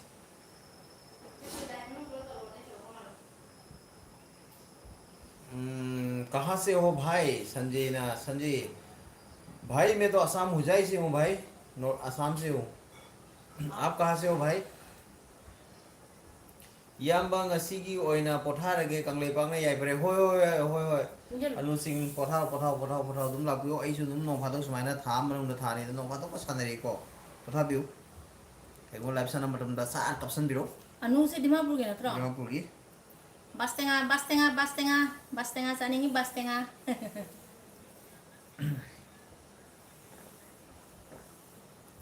Sanjay, you are very handsome, bro.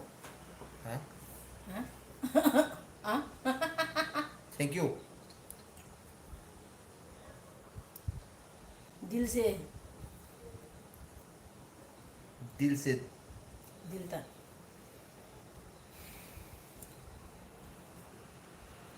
कहाँ से हो संजय भाई आप संजय भाई आप कहाँ से हो दिल्ली से हो क्या आप दिल्ली कोई बांग्लादेश की अमला ले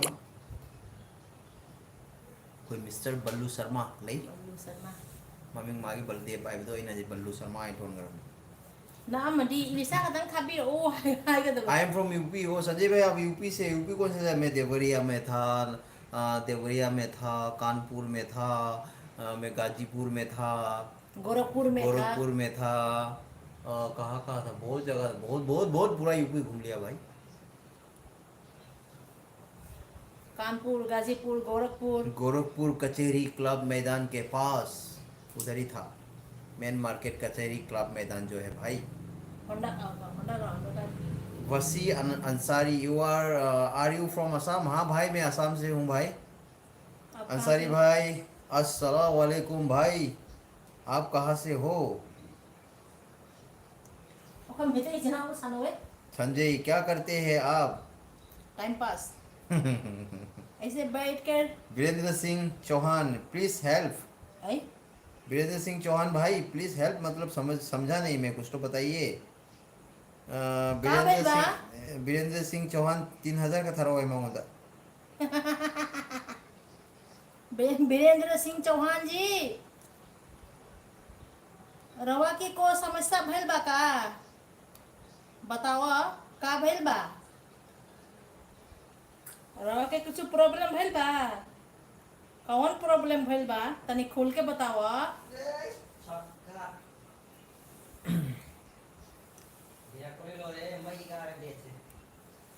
थाव है मा लिसिंग होंगो मिते नि को खोई दाम दि पंगदे भेजो भेजो फोन नंबर 9706124664 पर भेज दीजिए। 3000 नहीं होने से भी 2000 होने से भी हो जाएगा। अभी अभी इम्फाल में जो बार्निंग हो रहा है उसके लिए डोनेशन कीजिए।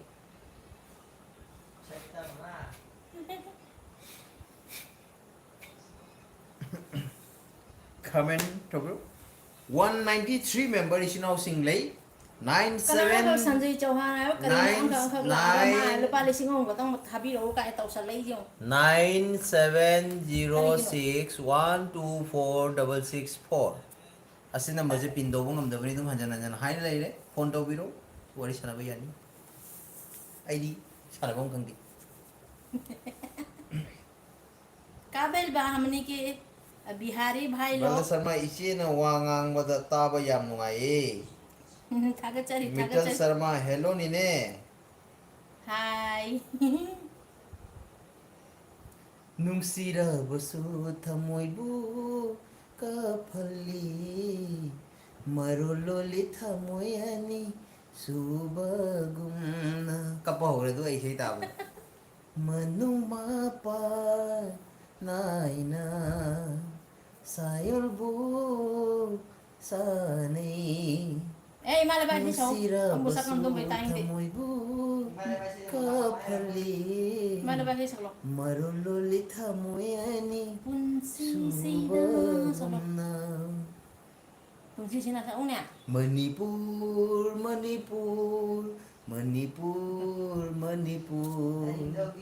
मणिपुर को भी इमानी चिंगलोल मपलना कुसिलेबी चिंगमी तमीगी हौरफमनी लूबरी ने देखि खाउ तो के चिंगी तमे गरो कम नहीं देदी मुनो के ना चिंगी तमीगी मित्तल शर्मा एखोई जिरी दगिनी हौजी इरांग याम फते खंगी होय खंगी होय जिरी दगिनी अखोय तो जिरी चांगा के री खाली ताऊ तबु नोंदम मना करी नोंदम बिरिबा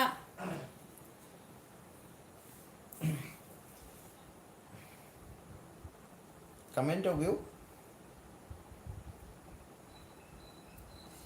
कल बिहार में यूपी बिहार के लोग आए थे कहाँ गायब हो गए वीरेंद्र सिंह चौहान डॉन सिंह क्यों हम अपने देवी मेहनत से खाते हैं भाई। हम गाना गाएंगे चाहे रोएंगे अपन मर्जी भाई। Virendra Singh Chauhan I am on critical condition खंडोंगम विमलता देवी नेने सक्सार ब्रो सादरी हिलेलु सारा डिस्ट्रिक्ट खारा तो पुला गेरु कमरिया कमरिया कोरेलु पागोल होलोली पो पुला गेरु ओ वीरेंद्र भाई मजा बानू ठीक बा निमन बा लिट्टी चोखा खाए के सो जाओ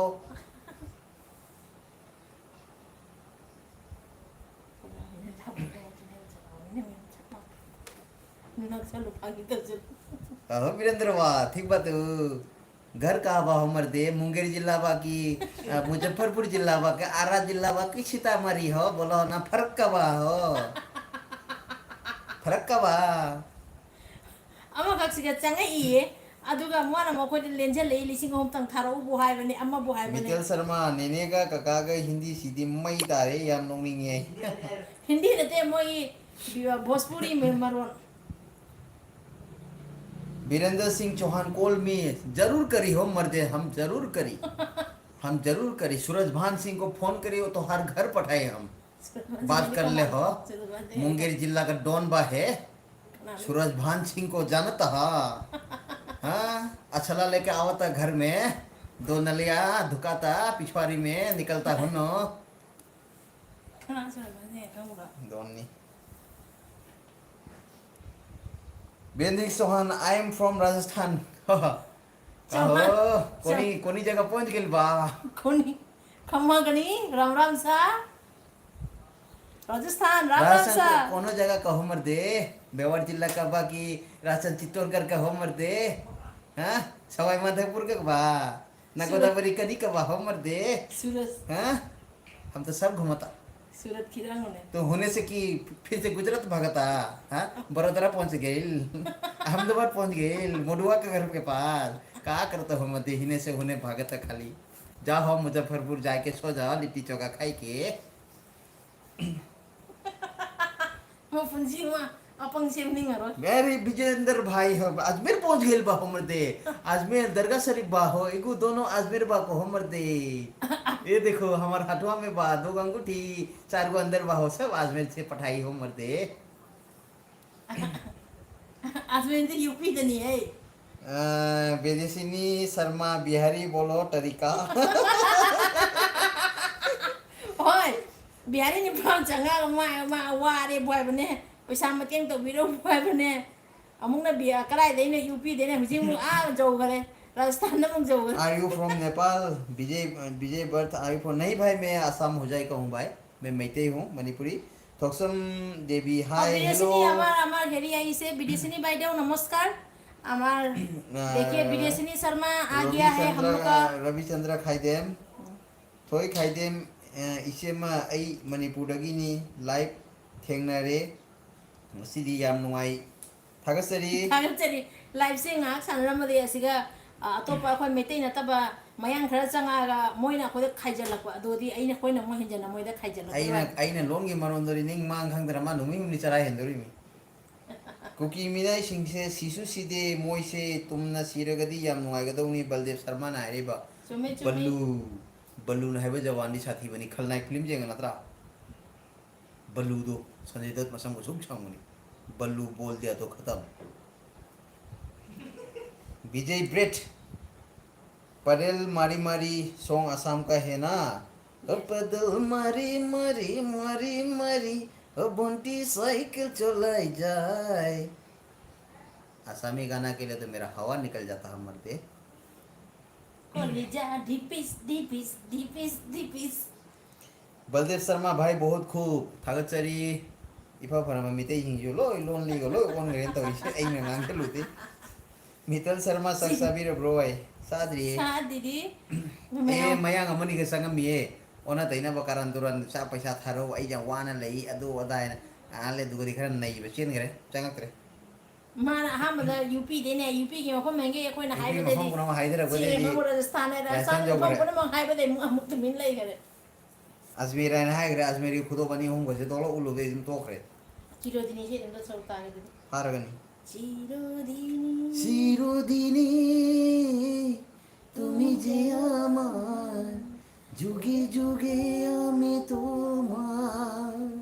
संगीत बसंत कुमार इनाव से फागी या को याई फ्री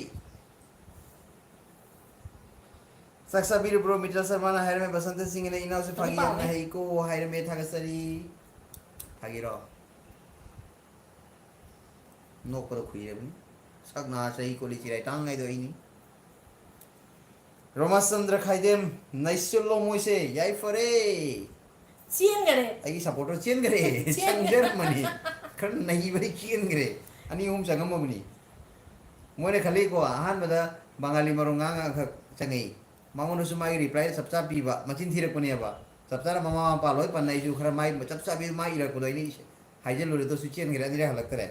कुरान मम संग में तो सुचेन करे तो मामा अहुम चेन करे बिहारी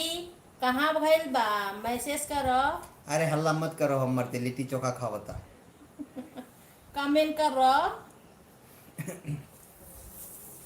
चूल्हा में लिट्टी पकाओ तब बैंगन का छाट के चटनी बना के ठुसटा फिर पड़ता सोता कमेंट तो बिरो विदेशी ने काहे करेंगे विदेशी ने तो बस पूरी तंग अंजल होने नैसलो मोइसे इनाउस बगियम थागसरी इकाई रमनी चेन खरीदो सेकंड बी एल हां चेन करे आई खुंगांग चंगांग दुरी क्याम कुई खांग दुरी फेकअप कप चखरे न तौरी मैं खल्ले बा मरुन खांगम मोय आई लोय सुना खांगे अखोइदी लोय सुना अखोइगी मितेरोन सिदी आमदं मोरे थोमजन बा सिबु कोरिया ला चाइनीस ला जापान ला खांग नु वादा सिरनी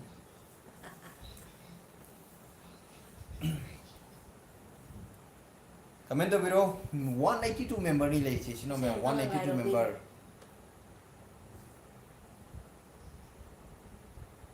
Manipur Salani Isnao Mayam Isnao Mayam Unaurani Wari Sanarani Karakatorani Nungai Taba Wai Sanabada Tamo Yamu Nungai Roy Nongini Halaga Nungai Taba Sunu Kan Lairani comment the view comment the view comment the view please comment mi di mayam le Mayam 182 83 me le Isnao Mayam Lagli Batang Tariet Adwai Legi Akogi YouTuber na Football Ama Silly Bani Aduga Mayam Yang Balak Ado ai sana de ai sana de Ako chala di sana gyan di khali sana doi dra di khang de ako register chanda ba angang singi mi singi ne pa sana doi se se problem ha Rebuilding Manipur. kari Rebuilding. acha A rebuilding ai char pa na khange ai ke sum khang de Rebuilding. Nong na sarat pe amuka building amuka. assa Rebuilding Manipur. hai na manu ai bro anita devi Anita Devi hai na manu ai nungai ri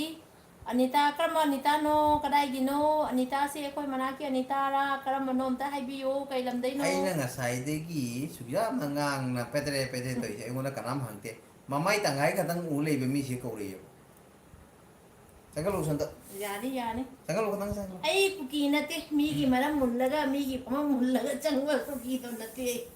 Navasandra Navasandra Navasandra kali hinjang thongge khohang se han mali Haiku samgin Navasandra ro to bira isibo akhoi gi member ko ai bodo Haiku sam Navasandra ro Haiku kapura ke na khali Ravindra Khaidem sinaga Khaidem kali hinjang thongge Navasandra na haire ko Khaidem Santi Kumar Singha hai Hello hoi chino mayam अंक कलाई है अशोक कुमार है ना हाय अशोक भाई कहाँ से हो आप द्विवेदी रविचंद्र खाइदेम अमो मितई कई मितई दी मईनी हौरक कनु चाकनी हाइबदो खंगसनु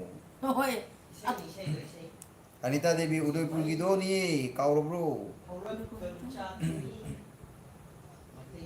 उदयपुर की अनिता तिलो की बचानु भी दो okay Anita oh nungai nang nungai bo nang ude bule bro jik chala bo kai lege हेरो मेम दा रोहित तनु हाय hello रोहित तनु से चैनल पे मालिक अशोक कुमार भैया कहाँ से है मैं असम हुजाई से हूँ भाई आप कहाँ से हो भाई मुसीना है रे बहुत शुक्रिया आपने हमारे लाइव पे आए भाई खाना पीना हो गया आपका डिनर विनर हो गया क्या खाया क्या सब्जी खाया मेरे भाई उम्र में आप बरा कि मैं बरा ये मालूम नहीं भाई बोल दिया बस सब बराबर शुक्रिया लाइव में आया बलदेव शर्मा इबाई जी बामदा खरा इंगधर बो होजी इंग देदा मिनाई सिंधु सीजरी बो खरा इंग देदा Minai Sindhu सीरे ngakani kasargi ne khalaga ko ado koi kasar na chate कई मथेन चागे हाय रोहित तनु ना अखोई चादरिए होरेन पुंग 10 मखाई दे चागे अशोक कुमार मैं भैया राजस्थान से हूँ अच्छा से शुक्रिया भाई राजस्थान से इतना दूर मेरे लाइव पे आया शुक्रिया बहुत बहुत शुक्रिया राजस्थान कहाँ से हो आप भाई मैं चित्तौड़गढ़ में था मेवाड़ में था राजस्थान सवाई माधोपुर में था बहुत जगह था भूल गया भाई बहुत जगह था मैं नहीं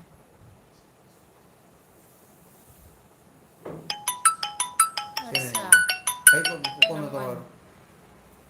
चीज नहीं है वो कल लो मी हंदे की जों सुगम नहीं रंबस वरी नुआ सना दी ने चला कने वो लाइट ला हम बुथो के दरे को मैं हमने दे आप जा रंग नहीं था Phone लाभी nak from salah. Manipur इते मा तामोद नदा एक ना दे एक तो बोई को होय थागचरी नादा एक तो जे मैं भैया जालोर से हूँ अच्छा सा नाम सुना भाई लेकिन नहीं पहुंचा मैं जालोर का नंगे में लोरी माइदा तू जी भी सुगम को गदरे है कागे एगी जे लोरी और मैम ने जालोर था हूँ नो मैं am ने दिया ब्रो याद रम तो कमेंट तो बिरो ने ऐ नहीं से तू जी भी नहीं कह रहे तो लोग गदरा ने ꯂꯣꯏꯅ ꯅꯠꯇ꯭ꯔꯣ ꯅꯪꯒꯤ ꯂꯥꯛꯀꯦ ꯂꯤꯁꯤꯡꯗꯨꯒꯤꯗꯣ ꯑꯗꯨ ꯑꯗꯨꯝ ꯄꯥꯅꯤ ꯄꯥꯎꯅ ꯆꯦꯅꯦꯜꯁꯦ ꯃꯌꯥꯝꯗ ꯁꯕꯁꯀ꯭ꯔꯥꯏꯕ ꯇꯧꯔꯣꯀꯣ ꯍꯥꯏꯕꯤꯌꯣ ꯏꯅꯝꯃ ꯀꯩ ꯆꯦꯅꯦꯜ ꯑꯝꯇ ꯍꯥꯏꯕꯤꯌꯨ ꯀꯩꯅꯣ ꯑꯅꯤꯇꯥ ꯗꯦꯕꯤ ꯏꯅꯝꯃ ꯑꯩꯒꯤ ꯌꯨꯇꯨꯕ ꯆꯦꯅꯦꯜꯁꯦ ꯃꯌꯥꯝꯗ ꯁꯕꯁꯀ꯭ꯔꯥꯏꯕ ꯇꯧꯕꯤꯔꯣ ꯏꯅꯝꯃ ꯍꯥꯏꯕꯤꯌꯣ ꯅꯪ ꯌꯨꯇꯨꯕ ꯆꯦꯅꯦꯜꯗ ꯀꯔꯤ ꯃꯃꯤꯡ ꯊꯝꯒꯦ ꯑꯅꯤꯇꯥ ꯗꯦꯕꯤ ꯍꯥꯏꯅ ꯑꯗꯨꯝ ꯊꯝꯕ꯭ꯔꯣ ꯆꯦꯅꯦꯜ ꯃꯃꯤꯡꯗꯣ ꯍꯥꯏꯔꯛꯑꯣ ꯏꯆꯤꯟ ꯏꯅꯥꯎ ꯃꯌꯥꯝꯁꯦ ꯍꯥꯏꯒꯦ ꯃꯣꯏꯁꯨ ꯑꯉꯝꯕ ꯑꯗꯨꯝ ꯁꯞꯄꯣꯔꯠ ꯇꯧꯔꯛꯀꯅꯤ ꯃꯅꯨ ꯋꯥꯏꯐꯥꯏ ꯁꯝꯃꯣ ꯉꯁꯥꯏ ꯅꯦꯠꯅ ꯈꯪꯗꯕꯅꯤ ꯅꯣꯡꯕꯨ ꯍꯌꯨꯝꯁꯤꯗꯕꯣ ꯐꯨꯏꯕꯣ ꯂꯥꯛꯀꯅꯤ ꯂꯩꯅꯤ ꯏꯊꯧ ꯆꯠꯂꯤ ꯏꯄꯥ ꯏꯕꯨ ꯃꯤ ꯂꯩ ꯑꯩꯒꯤ ꯅꯦꯠꯁꯦ ꯀꯩꯗꯧꯔꯕ ꯈꯪꯗꯦ ꯈꯨꯗꯛꯇ ꯂꯩꯈ꯭ꯔꯦꯃꯤ ꯌꯦꯡꯉꯨ ꯄꯣꯆꯥ ꯄꯣꯆꯤ ꯑꯣꯏꯔꯦ ꯅꯪꯒꯤꯗ ꯄꯣꯆꯥ ꯀꯃꯦꯟ ꯄꯥꯕꯤꯌꯨ ꯀꯃꯦꯟ ꯄꯥꯕꯤꯌꯨ ꯕꯜꯗꯦ ꯁꯔꯃ ꯃꯅꯤꯄꯨꯔꯗ ꯏꯔꯥꯡ ꯇꯧꯍꯜꯂꯤꯁꯦ ꯏꯟꯗꯤꯌꯥ ꯃꯈꯣꯏ ꯀꯣꯝꯕꯗꯨꯅ ꯇꯧꯍꯜꯂꯤꯅꯤ ꯃꯈꯣꯏ ꯀꯣꯝꯕꯗꯨꯅ ꯇꯧꯍꯜꯂꯤꯅꯤ ꯃꯈꯣꯏ ꯆꯣꯡꯕꯗꯨꯅ ꯇꯧꯍꯜꯂꯤꯅꯦ ꯃꯥꯅꯤ ꯖꯦꯛꯁꯟ ꯑꯌꯨꯛ ꯆꯨꯝꯃꯤ ꯆꯨꯝꯃꯤ ꯏꯀꯣ ꯌꯥꯔꯛꯑꯦ ꯆꯣꯡꯕꯗꯣ ꯅꯦꯠꯁꯦ ꯖꯦꯛꯁꯟ ꯑꯃꯨꯛ ꯌꯥꯔꯛꯑꯦ ꯅꯦꯠꯁꯦ ꯑꯣ ꯊꯥꯒꯠꯆꯔꯤ ꯌꯥꯔꯦ ꯊꯦꯡꯛ ꯑꯩꯒꯤꯁꯤꯅ ꯌꯨ ꯄ꯭ꯔꯣꯕ꯭ꯂꯦꯝ ꯑꯣꯏꯔꯝꯕꯅꯤ ꯑꯗꯒꯤꯁꯤꯅ ꯎꯪꯉꯤꯁꯤꯅ ꯎꯡꯂꯤ ꯎꯡꯂꯤ ꯍꯦ ꯏꯆꯦ ꯑꯣꯔ ꯏꯕꯥꯏ ꯔꯣꯖꯔꯅ ꯍꯥꯏ ꯏꯆꯦ ꯑꯣꯔ ꯏꯕꯥꯏ ꯍꯦꯜꯂꯣ ꯔꯣꯖꯔ ꯍꯜꯂꯣ ꯔꯣꯖꯔ ꯀꯃꯥꯏꯅ ꯇꯧꯔꯤ ꯅꯨꯡꯉꯥꯏꯔꯤꯕꯣ ꯊꯥꯒꯠꯆꯔꯤ ꯂꯥꯏꯞꯇ ꯂꯥꯛꯄꯤꯕꯒꯤ ꯏꯆꯤꯟ ꯏꯅꯥꯎ ꯃꯌꯥꯝ ꯀꯔꯤ ꯀꯔꯤ ꯃꯊꯦꯜ ꯆꯥꯅꯔꯤꯕ ꯀꯃꯥꯏ ꯀꯃꯥꯏ ꯇꯧꯅꯔꯤꯕ ꯏꯆꯤꯟ ꯏꯅꯥꯎ ꯃꯌꯥꯝ ꯕꯜꯗꯦꯕ ꯁꯔꯃ ꯃꯀꯣꯏ ꯅꯕꯆꯟꯗ꯭ꯔꯀꯥꯆꯔ ꯆꯣꯡꯕꯗꯣ ꯌꯥꯝ ꯈꯪꯉꯦ ꯈꯪꯉꯦ ꯈꯪꯉꯦ ꯑꯦ ꯁꯦꯡꯅ ꯍꯥꯏꯗꯣꯛꯑ ꯂꯣꯏꯔꯦ ꯑꯗꯨꯕꯨ ꯀꯩꯅꯣ ꯁꯨꯡꯀꯤ ꯀꯤꯕꯤꯗꯦ ꯁꯨꯡꯀꯤ ꯀꯤꯕꯤꯗꯦ ꯏꯟꯗꯤꯌꯥꯕꯨ ꯏꯟꯗꯤꯌꯥ ꯃꯅꯨꯡꯗ ꯃꯅꯤꯄꯨꯔꯅꯦꯅ ꯂꯩꯔꯦ ꯑꯗꯣ ꯏꯟꯗꯤꯌꯥ ꯊꯨꯒꯥꯏꯅꯕ ꯍꯣꯠꯅꯔꯛꯏꯕ ꯃꯅꯤꯄꯨꯔ ꯊꯨꯒꯥꯏꯅꯕ ꯍꯣꯠꯅꯔꯛꯏꯕꯁꯤꯒ ꯑꯩꯈꯣꯏꯒꯤ ꯄꯤ ꯑꯦꯝ ꯄ꯭ꯔꯥꯏꯝ ꯃꯤꯅꯤꯁꯇꯔꯅ ꯋꯥ ꯑꯃꯐꯥꯎ ꯉꯥꯡꯗ꯭ꯔꯤꯕꯁꯦ ꯀꯔꯤꯒꯤꯅꯣ ꯄ꯭ꯔꯥꯏꯝ ꯃꯤꯅꯤꯁꯇꯔꯅ ꯎꯁꯟꯅꯗꯕ ꯁꯥꯅ ꯂꯩꯔꯤꯁꯦ ꯅꯔꯦꯟꯗ꯭ꯔ ꯃꯣꯗꯤꯅ ꯎꯁꯟꯅꯗꯕ ꯁꯥꯗꯅ ꯁꯥꯔꯒ ꯂꯩꯔꯤꯁꯦ ꯀꯔꯤꯒꯤꯅꯣ ꯔꯣꯖꯔꯅ ꯌꯦꯟ ꯃꯅꯤꯄꯨꯔ ꯆꯥꯏ ꯈꯛꯀꯤ ꯋꯥꯔꯤ ꯅꯣꯏꯗꯤ ꯅꯠꯇꯦ ꯃꯅꯤꯄꯨꯔ ꯀꯥꯏꯕꯒꯤ ꯋꯥꯔꯤ ꯅꯠꯇꯦ ꯑꯩꯈꯣꯏ ꯏꯟꯗꯤꯌꯥ ꯊꯣꯡꯉꯤ ꯀꯥꯏꯕꯒꯤ ꯑꯗꯨꯝ ꯋꯥꯔꯤꯅꯤ ꯑꯆꯝꯕ ꯑꯣꯏ ꯇꯧꯔꯦ ꯉꯁꯤ ꯏꯟꯗꯤꯌꯥ ꯊꯨꯒꯥꯏꯕꯒꯤ ꯋꯥꯔꯤꯅꯤ ꯏꯌꯥꯝꯕꯒ ꯏꯇꯩꯃꯒ ꯀꯔꯤ ꯃꯊꯦꯜ ꯆꯥꯔꯒꯦ ꯆꯥꯛ ꯆꯥꯗ꯭ꯔꯤ ꯆꯥꯗ꯭ꯔꯤ ꯑꯩ ꯅꯦꯠꯁꯦ ꯈꯤꯇꯪ ꯑꯗꯨꯝ ꯑꯩꯅ ꯅꯔꯝꯗꯔ ꯑꯗꯨꯝ ꯁꯦꯝꯃꯦꯅ ꯃꯌꯥꯝ ꯋꯥꯔꯧꯅ ꯅꯦꯠꯁꯦ ꯈꯤꯇꯪ ꯁꯦꯠꯇꯤꯡ ꯇꯧꯔꯤꯕ ꯅꯦꯠ ꯂꯣꯏꯈ꯭ꯔꯤꯔꯥ ꯒ꯭ꯌꯥꯟ ꯃꯦꯟꯒ ꯇꯥꯗꯦ ꯄꯨꯡ ꯑꯃꯗꯕꯨ 2 GB ꯂꯣꯏꯒꯗ꯭ꯔꯥ कमेंट देखो कमेंट देखो 1.5 hours कमेंट देखो ꯑꯣꯏꯔꯝꯃꯅꯤ ꯖꯦꯛꯁꯟꯅ ꯂꯥꯏꯛ ꯄꯤꯔꯛꯏꯕ जैक्सन ꯖꯦꯛꯁꯟ ꯊꯣꯛꯆꯝ थॉक्सम जैक्सन थॉक्सम देखो ना कमेंट लापा ꯁꯤꯒ ꯑꯌꯥꯝꯕ ꯃꯤ ꯂꯣꯏ ꯂꯥꯛꯄꯅꯦ ꯑꯩꯈꯣꯏꯒꯤ ꯁꯞꯄꯣꯔꯠ ꯅꯠꯇꯅꯤꯁꯦ इचना मयामना सपोर्ट तौबीना इचना मयामना नुंसीबीदना ꯁꯤ ꯂꯥꯛꯄ ꯄꯨꯝꯅꯃꯛ ꯑꯌꯥꯝꯕ चैनल ꯑꯩꯈꯣꯏ ꯁꯞꯄꯣꯔꯠ सिसु ꯉꯥꯛꯇꯅꯤ असोम 50K दी यौजदोरे कनो 1 GB का ꯍꯥꯡꯒꯦ हालो नो नो ꯀꯔꯤꯒꯤ ꯅꯪꯒꯤ ꯅꯦꯠ ꯁꯦ ꯂꯣꯏꯔꯛꯄ ꯂꯣꯏꯔꯦ ꯅꯦꯠ ꯂꯣꯏꯗ꯭ꯔꯤꯕꯣꯏ ꯁꯥꯟꯅꯅꯤ ꯍꯥꯏꯗꯣ ꯑꯩꯒꯤꯁꯤꯒ ꯍꯣꯔꯦꯟ ꯍꯥꯜꯂꯣ ꯀꯔꯤꯒꯤ ꯑꯩꯅ ꯖꯤꯕꯤ ꯌꯥꯝ ꯐꯪꯉꯤ ꯑꯩꯉꯣꯟꯗ ꯍꯣꯔꯦꯟ ꯂꯧꯕꯗꯨꯒ ꯅꯪꯒꯤꯗ ꯀꯥꯞꯁꯟꯈ꯭ꯔꯒꯦ ꯑꯗꯨꯏꯗꯤ ꯍꯥ ꯅꯪꯒꯤꯗ ꯀꯥꯞꯄꯨ ꯅꯪꯒꯤ ꯂꯣꯏꯈꯤꯗꯅꯦ ꯈꯔ ꯀꯟꯅ ꯘꯥꯠ ꯀꯥꯏꯅ ꯑꯣꯀꯦ ꯑꯣꯀꯦ ꯑꯣꯀꯦ ꯖꯥꯔꯣꯏꯗꯣꯏ ꯄꯪꯉꯤꯗ ꯃꯇꯤꯛ ꯄꯪꯉꯤ ꯑꯩꯅ ꯁꯤꯡꯕꯅꯦ ꯈꯜꯂꯝꯕꯁꯦ ꯄꯪꯉꯤ ꯅꯪ ꯃꯊꯪꯗ ꯅ꯭ꯌꯨꯁ ꯄꯥꯔꯅꯨ ꯖꯦꯛꯁꯟꯗꯁꯨ ꯑꯉꯥꯡ ꯑꯃꯅ ꯐꯣꯟ ꯏꯇꯩꯃꯒꯤ ꯇꯧꯔꯛꯑꯦꯕ ꯚꯤꯗꯤꯑꯣ ꯑꯌꯥꯝꯕ ꯌꯦꯡꯖꯩ ꯁꯞꯄꯣꯔꯠ ꯇꯧꯖꯔꯤ ꯍꯥꯏꯗ꯭ꯔꯥ ꯁꯤ ꯌꯦꯡꯕ ꯊꯥꯒꯠꯆꯩ ꯅꯠꯇꯅꯦ ꯑꯩꯈꯣꯏ ꯂꯥꯛꯏꯁꯦ ꯄ꯭ꯔꯦꯝ ꯀꯨꯃꯥꯔ ꯂꯩꯁꯥꯡꯊꯦꯝ ꯑꯅꯤꯔꯛ ꯏꯃꯥꯁꯦ ꯄ꯭ꯔꯦꯝ ꯀꯨꯃꯥꯔ ꯂꯩꯁꯥꯡꯊꯦꯝ ꯄ꯭ꯔꯦꯝ ꯀꯨꯃꯥꯔ ꯂꯩꯁꯥꯡꯊꯦꯝ ꯈꯪꯉꯕ ꯀꯨꯀꯤ ꯅꯣꯏ ꯑꯩꯈꯣꯏ ꯃꯤꯇꯩꯒꯤ ꯃꯤꯡꯁꯤꯕꯨ ꯀꯌꯥꯝ ꯁꯥꯊꯤ ꯌꯦꯡꯉꯨ ꯁꯤꯖꯦꯅꯤ ꯅꯣꯏ ꯂꯥꯏꯛ ꯄꯤꯔꯛꯏ ꯄ꯭ꯔꯦꯝ ꯀꯨꯃꯥꯔ ꯂꯩꯁꯥꯡꯊꯦꯝꯅ ꯊꯥꯒꯠꯆꯔꯤ ꯄ꯭ꯔꯦꯝ ꯀꯨꯃꯥꯔ ꯂꯩꯁꯥꯡꯊꯦꯝ ꯑꯗꯣ ꯀꯔꯝ ꯍꯥꯏꯒꯦ ꯇꯧꯕꯅꯣ ꯑꯣ ꯉꯔꯥꯡ ꯅꯍꯥꯟ ꯈꯔꯅꯤ ꯃꯃꯥꯡꯗ ꯑꯉꯥꯡ ꯑꯃ ꯐꯣꯟ ꯇꯧꯔꯛꯑꯦ ꯅꯦꯅꯦꯁꯦ ꯅ꯭ꯌꯨꯁ ꯄꯥꯕ ꯅꯦꯅꯦꯗꯨꯔꯣꯏ ꯄꯥꯎꯕ꯭ꯔꯣ ꯑꯩꯁꯦ ꯄꯥꯕ꯭ꯔꯣ ꯀꯟꯐ꯭ꯌꯨꯁ ꯑꯣꯏꯔꯦꯕ ꯑꯗꯨ ꯂꯩ ꯀꯣꯟꯅ ꯃꯥꯅ ꯍꯥꯏꯅꯤ ꯅꯦꯅꯦ ꯅꯦꯅꯦꯁꯦ ꯇꯤꯚꯤꯗꯒ ꯅ꯭ꯌꯨꯁ ꯄꯥꯕꯗꯣ ꯅꯦꯅꯦꯗꯨꯔꯣ ꯃꯣꯏꯗꯤ ꯋꯥꯏꯐꯥꯏ ꯀꯅꯦꯛꯁꯟ ꯇꯧꯔ ꯇꯤꯚꯤꯗ ꯌꯦꯡꯉꯤꯖꯥꯠꯅꯤ ꯑꯗꯨ ꯂꯣꯏꯔꯒ ꯑꯩꯅ ꯀꯅꯥꯅꯣꯅꯦ ꯇꯧꯔꯛꯏꯁꯦ ꯀꯨꯀꯤꯗ ꯉꯥꯡꯕ ꯅꯦꯅꯦꯗꯣ ꯅꯠꯇꯔꯣꯏ ꯀꯃꯥꯏꯅ ꯑꯝꯇ ꯄꯥꯎꯅꯦ ꯆꯦꯒꯤ ꯚꯤꯗꯤꯑꯣ ꯅ꯭ꯌꯨꯗꯣ ꯃꯊꯛ ꯀꯥꯈ꯭ꯔꯦ ꯌꯦꯡꯕ ꯅꯨꯡꯉꯥꯏ ꯃꯊꯛ ꯀꯥꯈ꯭ꯔꯦ ꯃꯩ ꯖꯦꯛꯁꯟꯅꯤꯗꯣꯏꯗꯣ ꯑꯗꯩꯗꯤ ꯁꯤ ꯔꯣꯖꯔꯅ ꯍꯥꯏꯕ ꯆꯦꯒꯤ ꯚꯤꯗꯤꯑꯣ ꯅ꯭ꯌꯨꯗꯣ ꯌꯦꯡꯕ ꯌꯥꯝ ꯅꯨꯡꯉꯥꯏ ꯉꯁꯤ ꯉꯁꯤꯒꯤꯗꯣ ꯊꯥꯡꯒꯠꯄꯗꯕꯅꯦ ꯑꯣꯀꯦ ꯑꯌꯦꯡꯕ ꯅꯠꯇꯅꯤꯅꯦ ꯂꯥꯛꯏꯁꯤꯡꯁꯦ ꯅꯪꯒꯤ ꯁꯞꯄꯣꯔꯇꯔ ꯅꯠꯇꯅꯦ ꯑꯌꯥꯝꯕꯗ ꯊꯦꯡꯛ ꯌꯨ ꯗꯦꯠꯄꯨꯜ ꯌꯥꯏꯐꯔꯦ ꯌꯥꯏꯐꯔꯦ ꯌꯥꯏꯐꯔꯦ ꯌꯥꯏꯐꯔꯦ ꯀꯪꯂꯩꯄꯥꯛꯅ ꯌꯥꯏꯐꯔꯦ ꯀꯌꯥ ꯍꯥꯞꯄꯤꯅꯣ ꯅꯪ 19 1.5 GB ꯐꯪꯉꯦ ꯅꯪꯒꯤ ꯅꯪꯒꯤꯗꯤ ꯑꯩꯒꯤ 1 ꯃꯥꯠꯇ꯭ꯔꯣ ꯑꯩ ꯍꯥꯞꯇꯦ ꯑꯣꯟꯂꯤ ꯑꯁꯤꯒ ꯃꯥꯇ꯭ꯔꯣ ꯍꯥꯏꯗꯤ ꯑꯣꯟꯂꯤ ꯍꯥꯏꯅꯩꯌꯦꯕꯀꯣ ꯖꯦꯛꯁꯟ ꯊꯣꯛꯆꯝꯅ ꯅ꯭ꯌꯨꯁ ꯄꯥꯕ ꯌꯥꯔꯅꯤ ꯇꯥꯃꯣ ꯏꯇꯩꯃꯁꯦ ꯑꯁ ꯊꯣꯛꯑꯦ ꯍꯛꯆꯥꯡ ꯐꯣꯡꯗꯣꯛꯀꯦ ꯇꯥꯃꯣ ꯏꯇꯩꯃꯁꯦ ꯍꯥꯏꯔꯤꯕ ꯑꯦ ꯇꯥꯃꯣ ꯏꯇꯩꯃꯁꯦ ꯍꯥꯏꯔꯤꯕ ꯑꯩ ꯌꯥꯎꯗꯦ ꯑꯩ ꯖꯦꯛꯁꯟꯒꯤ ꯀꯃꯦꯟ ꯄꯥꯔꯣ ꯑꯣ ꯅꯪꯒꯤ ꯋꯥꯔꯤꯅꯤ ꯍꯥꯏꯁꯦ ꯌꯦꯁ ꯖꯦꯛꯁꯟꯒꯤ ꯀꯃꯦꯟ ꯏꯟꯈꯠꯂꯅꯤ ꯍꯧꯖꯤꯛ ai thagalakti premnath nasekpam inau nupi noini masak yamna manai ko ai thagasari jackson as khunok tu di loire bida Jackson न तेने हेरी दो jackson no noksalai je ji wari do maiya tho so ku tho noksalai ni bo tu sma kok lang tri lang ani ne ai ga sa manai tangi se nang pisale ani se eri kumonari miko roger na ai jiri gini O noini di ai khoi kai gi noi कोई नहीं हो जाएगी नहीं lohen nai well lohen edred 1 2 3 4 nai fazai ai pen kumar nai yamba ite mase ahau ba pijau ko silau yam thi ऐसे cookie के खाना उधर सक्से फजा तो बनी ai paning da mi khak lai ne mar se paning da mi lai ne si pa gadra ne खाना no rumita mangang दो I know latte ai paning di ne se paning di ne ai ga kauna de se मा मरोमी ताना माना जाम न नुसी देवा ai kauna de se मचन नुपी दो आइना जाम Phagi तौजबा ai ma ga kamen ba roi ma kauna de bai ga me rumita mangang ai khang bro ai ga kauna de दो my hi no light मिने अको nang ga ti nei nai ga ti na ti नो बानी फागी ngang no रंगा न मिने own की खन गदि नो आरे मी से Ramita ai manipula ka yang bijen ni ai bra hiang ni sunga hero ma nok thor ka ni ba du ko hiang lo re Romita न ngang रो कमाई ngang ta दो Jackson Thoksam Tamodi ite magi supporter lei piro lo re to ai oi lo re थागचरी Jackson थागचरी to nok sa lei lohen na khangi ai lohen edward 1 2 3 4 na khangi ai Romita do di Romita ga iti na re chen pi ni gi jare jare mayam chen pi ni Romita si chen pi mayam na phatta ba khangi ni chen pi star Manipur की star mayam ko na thibong na chani ngai re ti lao khoi thapi gi lao Romita साइरो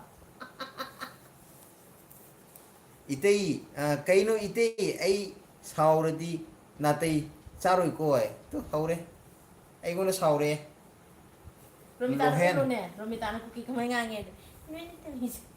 Romita न तंगा no lohen 1 2 3 4 eduret na hai okay rozana Romita mangang su nungai video dos change su chegi su nungai isenu bi video ni nagai nungai no ma'am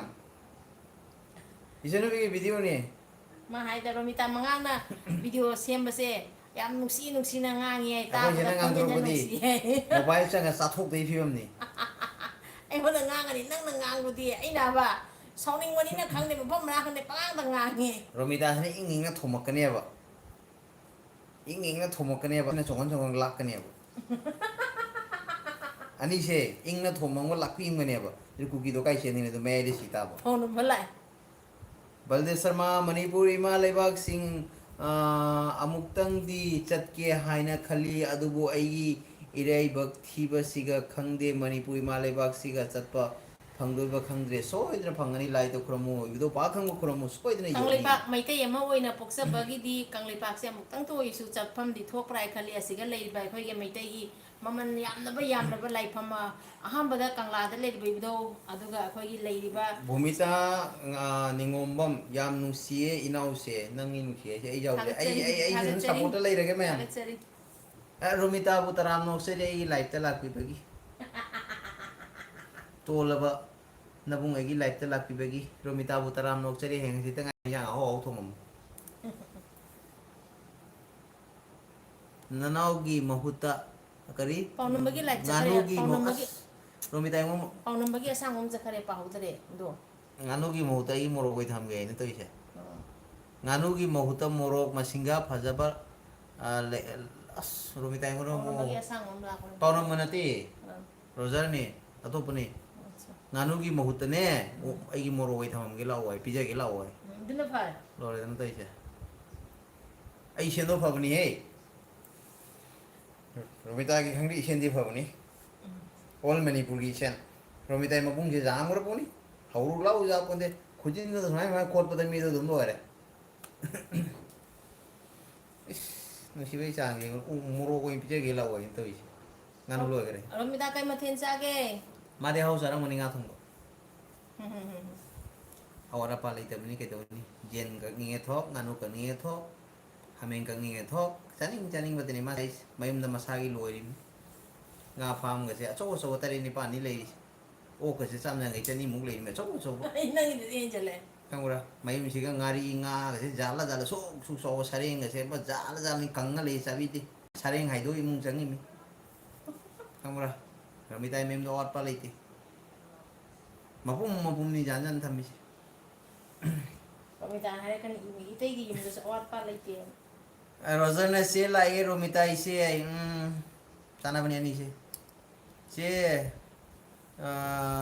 to niti ko kai gino ay si Romita kai gino ay Roger ay jiri gine aunan Sumit Kumar आप कहाँ से हो मैं आसाम हुजाई से हूँ भाई बलदेव शर्मा इसे भाई जोड़ी बहुत खूब Agad sari शुक्रिया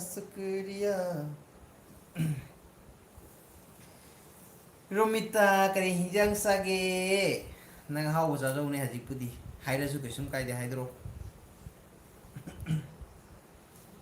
hi bro wai kanan. like pre ba mai ming ni dum hi bro wai se Acha. Welcome. Romita mangang na ise ai hinjang hai doi ba ikai re ya iteina hai mayam si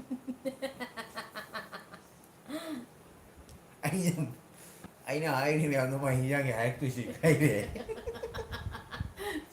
Romita aja udah sering jalan tuh ya. Hayo cali. Uk memang tak jangan deh no. es mai tak kasa hai sini ikutna phangna lamna chaning chau athing malai trabe hing mayam gi ta thado bani nga pha mo hum pithoi ni mayam chau sigi phara chau ai loi jok sari ai na hadagi lan manung do ok tare ni mana mi ora pithogri si mayam ok chau ai na nganu sidi dum thado bini oro hoi do bini ngam halu dugo mo nganu tara hat mi da price ke za ka lang kheli puni da nganu tara za hat ngam base mi mangai mun nganu tara hat ngam base loba lising hum sa Romita na pisali se chathir puni ma ta ulis bayung ga sidi son mapane bathroom ga sa pasi na bike pura sa ta ba bathroom sa ta di bayam bike ta sa piu Romita imung dei bike ta na ta din nang naroya ba maning ga la ta lei ra puni kai no mai bathroom ga thambi se bike ta di jongam poti phak ta ga na do ki doi jani ai di khara ga cha lo ga nangan da bane bera ka doi jani Hemi cakana. ai se da no pada no Romita no khele keri gi no ko no asing ba hai do ko kai no to no e ha tha sa de ji o mai mai ok pha mu pi ra ga da sat isi Romita kai mathen chage Ramidra haubam langlen devi langlen na kai mathen chage ai Romita da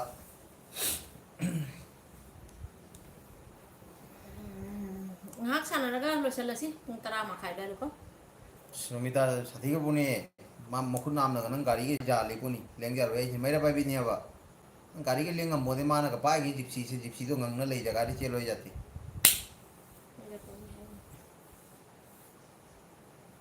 ite kaya gi tak moi mai pram to tak jo gore tak jo gore se gore ba tak tor gore se siguna ta kapsale jo bra se khang mayam jum khang Romita body guard kya khale kya. hadu ja punte big ne so le isi kau dun ka samja punte ma gi mo gi so bo hui taruk ni le isi mamma ga thuk chu pai Rottweiler German Shepherd. ha bulldozer hai bra JCB hai bra hui so bo do Rottweiler. madu ni Samu ko layo. lo ba mayam ngasi nga thong chaning de kang soe cha re Romita nga sa man na mutal le ba na kang soe ta ure hoya sam sa ga de ma ning ting Romita kita sangi do kan anu kang soy. he moi so je kana bulldozer hai bra kai no hui so bo do Rottweiler. Rottweiler hai bra adoni chaur puni Romita ay samu kya lagi. mingon hai do kono ni mingon hai do kono Roger ai gi pabi de ho waro ya de habom langlen di oh ise Romita ai uro ba se mayam da ina dum khangan gre Romita sawo no ko khangan le na waro ko no ngam de ba ise nu bi gi nungai bu mayam da khangdo on da dum wakhan do dum सावगनु हाइरोते building मथोन ma'am हाइजर Romita account lakh 50 मुक लेबिनी तो ma'am हाइदो रोगे वरोबो याते मसाई माय पर्सनल दु मेकअप पोसै लेने लाख 50 का थमजबा मागी अतोबो अकाउंट दो क्या लेबो दो हाइदो रोगे मैम वरोगनु माय सी वरा साबा ngha का थोगा दु मेकअप पोसै लेबगी लाख 50 मु मा थमजेबा पोके खर्चा होइना मैम नाकंदा क्याम लेबो दो हाइदो रोगे को वरोबो याते मैम नोंद्रेम खोम मकरी नोंद्रेम खोंबा केस स्वीट कपल रोमिता ना याई फरे I have say Alex Thoksom and Eli's father big fan from Impal Tagatsari Impal dagi Romita gi big friend ni ay Tinkul Romita lai bro kami nam to Tinkul lai se tingkul lah bro YouTuber do ngoni ne yang kamu tingkul no do Alex Tinkul không đi này kamu tingkul Jiona Alex Alex udah kang ini Eli's father nih big fan Eli's father hari sini big friend from Eli's tingkul mah tingkul aja di kamu tingkul hantar father hari mana pagi itu ya orang ngoni mi cuma hero dari Manipur mina Tinkul lai YouTuber anda masa cum na YouTuber lah ini Tinkul lai jodoh tingkul lah ini Balde Sharma I love Manipur ay khangdi tingkul kan bro Tinkul maming jeli mine mau asem goira madin nang dau jare Abu lang lai to bi hum tournament sila kamani hojiki akoi gi comment to biram ba Tinkul hai bise ado asingba channel pa ba inaw dura kanano khamja dare amta haibiram mune akoi huji aina so ngata mangda live te so haije gi bani akoi khani de 7 dagi football youtuber gi football ama silli aduga mayam yengba chatpi si yengmina si haina Romita pisa dia huan mana gare kan hari baru dia mana Romita pisa huan gare Romita pisa ba kurang garo ba hangunnya tinggal Paras Chaudhary star dai Roger na ai chatle पादबगी A Roger वारो हो जाते Roger उधर तो नहीं दा अभिषेक गुप्ता कुछ भी करते हैं लोग व्यूअर्स के लिए अभिषेक भाई गुप्ता जी गुप्ता मतलब क्या है गुप्ता का ईमान खत्म गुप्ता का ईमान खत्म आप तकलीफ है तो आराम से सो जाइए अगर पसंद है तो रहिए थैंक यू सोनी मोबाइल जा रही थी हमने हांग जा रही हूँ तम तक दुबई पा गए Tinkul की father ni hai ba asosa Tinkul की mapa hoi thagachari ado akoi inaw Tinkul na hojik date 6 dagi ra 7 dagi ra football gi tournament ma silli aina so again rebuilding Manipur gi silli hai base ase YouTuber gi aisu handak chatpa do ado una gi aina khali ni mobile se hoidi jar pa ja ga de ni jatan le ado kamaina no karino joining gi last date sina kar matam do na hange na khanjaram bani lochiraw mayam la ko si para ke chat pa jeng lo ai si pa ba nu ai ga da mobile ma se pa ke am nuai te kai no isi bai sak saroi dro kai no bai Baldev Sharma na ho akoi di sum theng na sai angang sum kai no to ba ge na ngasi di Saturday ni angang so like para roi game ma ngatang the gameplay all roles hero saina hojik ta isi gi video yengum da ngairi em ga ta ngairi em ho thagachari aduga like ta mu sanga gi ni thagachari asigo di ka mo ai ni ho pa ba jeng ja ta le wifi long na ngon dai to ara dum para ga tap tan ma khara pauna do tap tap na dai wifi no samo ai ko mai sam de nang yo do ham da hang do chingdaro wifi hotspot hang atang ma phone ni na gi sin na hong ye tas to ja ti ki ji ye hotspot hang nang wifi mu thalo hotspot kai na nang gi thiu du ko thau sonin do hotspot hange back to garo se hange nang wifi Baldev Sharma mobilda sarga yaudre isi ai mobile da charge ka jaw mobile da charge yaudre oh mobile da ke du pasan kare kane dum pasang gare tangkhong sai haukip love from Kukilen ai kata lagi nei Kukilen sahi bi thi mi chunga bangdi Manipur di khangi ko Kukilen jadi khangde waro wajate hangu mi da Kukilen khangde tai love from Kanglei Park Imalai Park na yai phare अते कुकीलेन से काय लेगम त हम माउन खंगदो से address हम दोनी कुकीलेन काय लेगम कुकीलेन से काय नो मणिपुर की लेरिबा अखोई की मणिपुर दो अदोदी खंगे येलो में मयाम की मणिपुर दो अदोदी अदु की मनुंग द संगर का कुलेन चंबदरो मो नोई की कुकीलेन हाइबिसिबो मैं वरोबरी या देखो कुकीलेन से दी खंगद्रे दो मणिपुर दी खंगजे अखोई अखोई कंगती खंगी मणिपुर खंगी अदो कुकीलेन हाइबिसिरी अमा दी खंगी को खंगदे दी हाइरोय दोनी नंग वारी नुंगाइबदा अखोई नेजारे ए पाथरगे नोई आ मनुंग दा फुंगी यदि हबोन लागलेन देवी इसे रोमिता की पैसा दो ए हापी गे या ब्रो इस लागने जब तिरनु गादे माल एगुनो काप्सन लोकरा रोमिता पी उनो पैसा नतनी मा अकाउंट नम मांगा से अकाउंट तरा नि मागी फाम हमदि थोई से चहिम देने लाख 15 मुंगनी पिरुनु मांगो पिरुनु पैसा नतनी मांगो त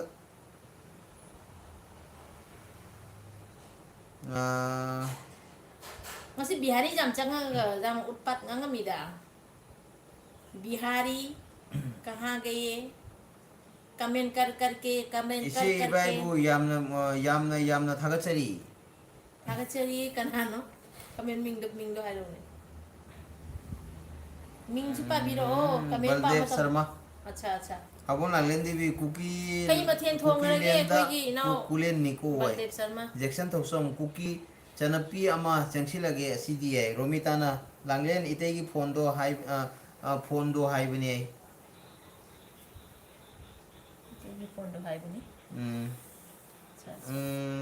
अमा कुकी सिनी कुकी से खमरा ngamdre मोय लासने मचिन थिरे कने अब सिमो ngamdबगी प्रूफ नि मचिन थिरे अदो कुकी नो ने बम हाये को मचिन थिरे नोय असिंग बाहाय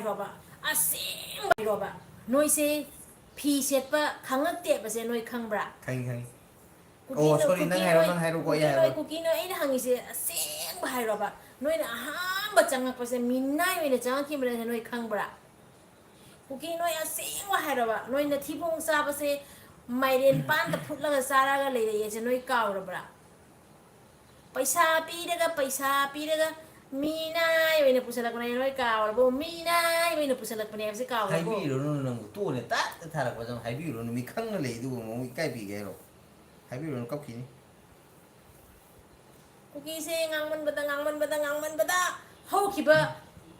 kiba 2023 gi 3 May dei kuki ngang pa se ngasi haro ngang ba lep ti ngang bi ro nang tet ta ro nang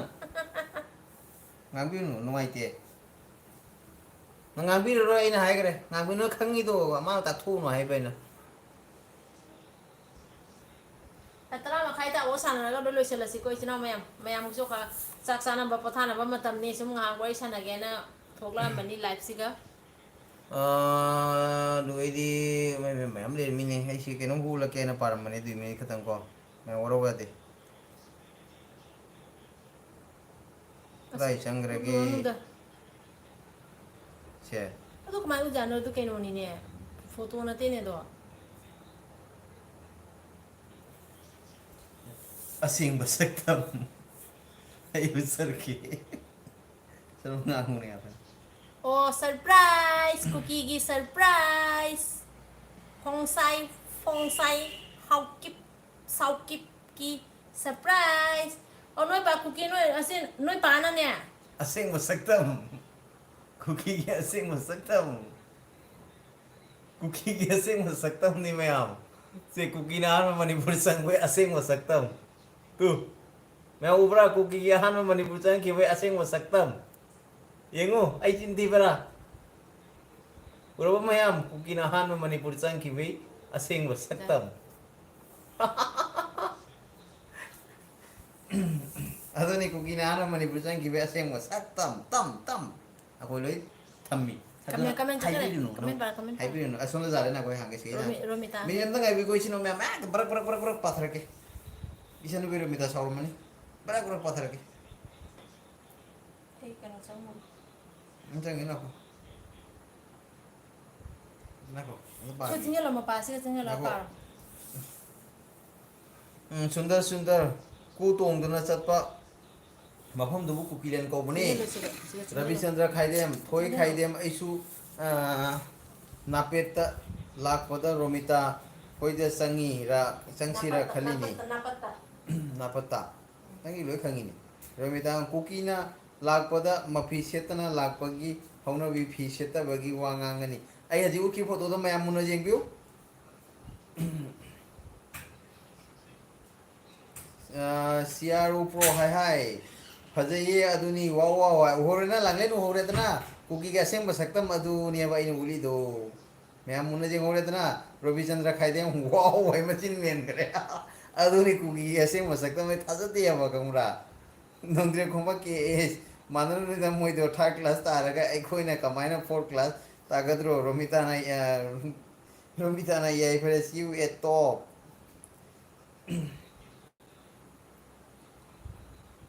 Ore to mo asing basakta Romita mga kuki minai nubu kayang wali no ko wali ge lao pija ge narai pagtuga hompak na kautaraga tangkai tanah sepi ge lao very good isan very good full support should be full support.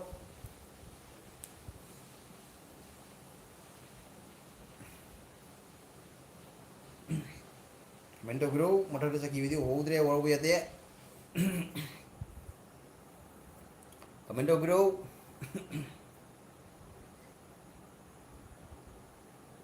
hawol lang hindi bi papa nongden aigi su subscribe karo hoy ama gamo mating do mino sino ma'am sanglo o lambi thoki ye sanglo o lambi thoki ye Romitana sanglo o lambi thoki ye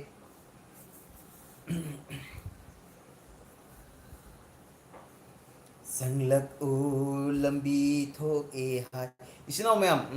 like am tang to biro mo ba ai like masing the li jam na nusi ba isino ma'am sing like am tang to biro mo like to ba yaw ba di isino like am tang to biro mo mi 166 member le phana jamuri la ya to ga like se jiu da lem de ba ne like am tang to biro isino ma'am Robita ma sagro lambi thoi hawum langin de bi cookie hai se hype pikre ite ye cookie ngai se hype pikre ite ye par mo khara loncho hancho pamni pare don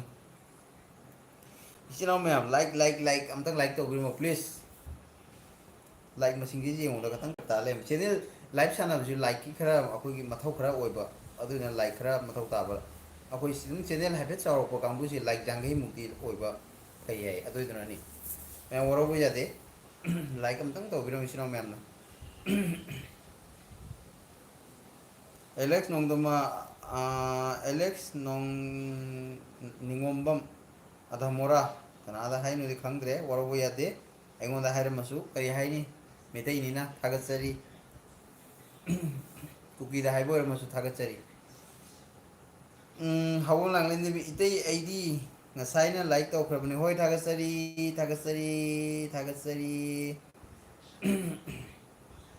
itei please join me hawon lang len debi itei please join me hawon lang len debi sekeno to ai channel lamda ne ko comment ai video mi yenga na comment hadro mo adugo ne ai no subscribe to okay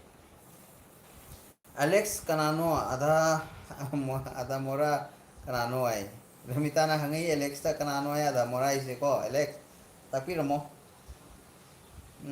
abe thoi pukram roma o ai hawum langin ni bi hoi te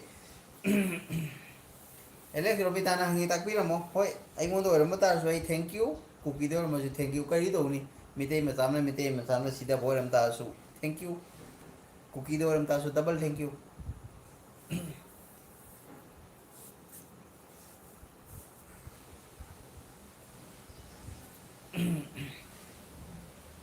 Judagi kamendo to biro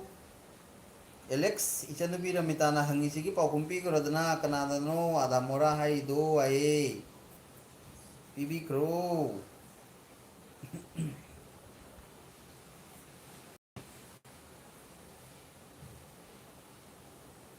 comment tu midi mai homble 140 50 member mule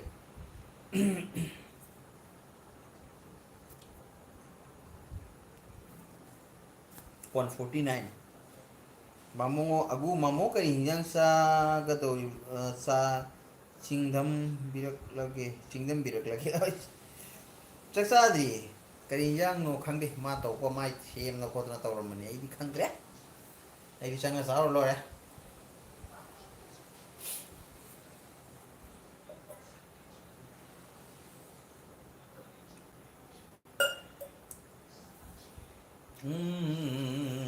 Alex ꯅꯪ ꯑꯣꯏꯔꯝꯃꯅꯤ ꯑꯙꯥꯃꯣꯔꯥ ꯑꯍꯨꯝ ꯂꯥꯛꯂꯦ Alex ꯅꯪ ꯑꯣꯏꯔꯝꯃꯅꯤ ꯑꯙꯥꯃꯣꯔꯥ ꯍꯥꯏꯗꯣ U ꯊꯥꯔꯠ class ꯃꯤꯅꯥꯏ ꯀꯔꯤꯗꯤ ꯍꯤꯟꯖꯥꯡꯅꯣ ꯍꯥꯏ ꯍꯥꯏꯕꯨꯅ ꯍꯧꯐꯝ ꯂꯥꯡꯉꯦꯟ ꯗꯦꯕꯤ ꯌꯦꯡꯉꯨ ꯆꯨꯝꯃꯤ ꯃꯌꯥꯝꯁꯨ ꯑꯗꯨꯃꯥꯏꯅ ꯑꯣꯏꯇꯥꯔꯗꯤ ꯑꯗꯨꯕꯨ ꯑꯩꯗꯤ ꯀꯩꯁꯨꯝ ꯍꯥꯏꯅꯤꯡꯉꯥꯏ ꯂꯩꯇꯦ ꯑꯩꯈꯣꯏ ꯃꯤꯇꯩ ꯃꯁꯦꯟ ꯑꯃꯠꯇ ꯑꯣꯏꯅ ꯂꯩꯃꯤꯟꯅꯁꯤ ꯑꯗꯨꯒꯇꯅꯤ ꯃꯤꯅ ꯑꯩꯈꯣꯏꯕꯨ ꯈꯨꯗꯨꯝ ꯆꯟꯕ ꯉꯝꯃꯣꯏꯗꯣꯏꯕ ꯅꯝꯊꯕ ꯉꯝꯃꯣꯏꯗꯣꯏꯕ ꯑꯗꯨꯅ ꯑꯩꯈꯣꯏ ꯏꯆꯤꯟ ꯏꯅꯥꯎ ꯃꯁꯦꯟ ꯁꯥꯎꯅꯔꯒ ꯅꯨꯡꯉꯥꯏꯅꯗ꯭ꯔꯒ ꯄꯦꯟꯅꯗ꯭ꯔꯒ ꯀꯩꯁꯨꯝ ꯑꯍꯦꯟꯕ ꯉꯥꯡꯅꯔ ꯀꯥꯟꯅꯄꯣꯠ ꯅꯠꯇꯦ ꯑꯦꯂꯦꯛꯁ ꯑꯗꯨꯒ ꯉꯁꯤ ꯑꯩꯈꯣꯏꯅ ꯂꯩꯃꯤꯟꯅꯔꯤꯕ ꯑꯩ ꯆꯦꯅꯦꯜ ꯏꯆꯟ ꯔꯣꯃꯤꯇꯥꯒꯤ ꯆꯦꯅꯦꯜ ꯃꯌꯥꯝꯁꯨ ꯌꯥꯎꯔꯝꯒꯅꯤꯀꯣ ꯆꯦꯅꯦꯜ ꯄꯥꯏꯕ ꯑꯗꯣ ꯃꯌꯥꯝꯁꯤꯅ ꯉꯁꯤ ꯆꯦꯅꯦꯜ ꯁꯦꯝꯅꯕ ꯍꯣꯠꯅꯔꯛꯄꯗ ꯉꯁꯤ ꯆꯍꯤ 2, 3, 4 matam kya mangaga matam kya honaraga nungsibiraga ichino mayamna khambiraga ishairaga du matungda akoise ngasi chahi mari mangai matungda sim hom jorokpani ado mayamna karigumba pendaba nungaitaba lesu kari hairuni migi thamoi gi warini kalakpa mi hoba se hoi tabom thoi doisu ichino masenni mitei na mitei chakholingi mitei na kholingi mitei na nungaringi mitei akhoi gi maini do ne sino akhoi mitei masenni nungsi janana matam khudinga laiminasi duga channel hanging ba so Alex na hangbiu akoi angam ma mating tawjage nusi jana na isina akoi mitei puno mak noi nungai yai phana leibinasi kalakpa henman la su phate mi oina pogladi pukhel sauthok su khara tamba pai 100% right ichanubi aduni itei sume thagasari nene romita gi video yengba yai thagasari yengu ichanubi romita is video nungai bani mayam support tawbiu duga hajik kadaino hawum langlen devi mai hu channel le isno mem romita du ma langlen devi se mai hu channel le hawum langlen devi nang romita gi channel la changkhel laga ma soi na halakani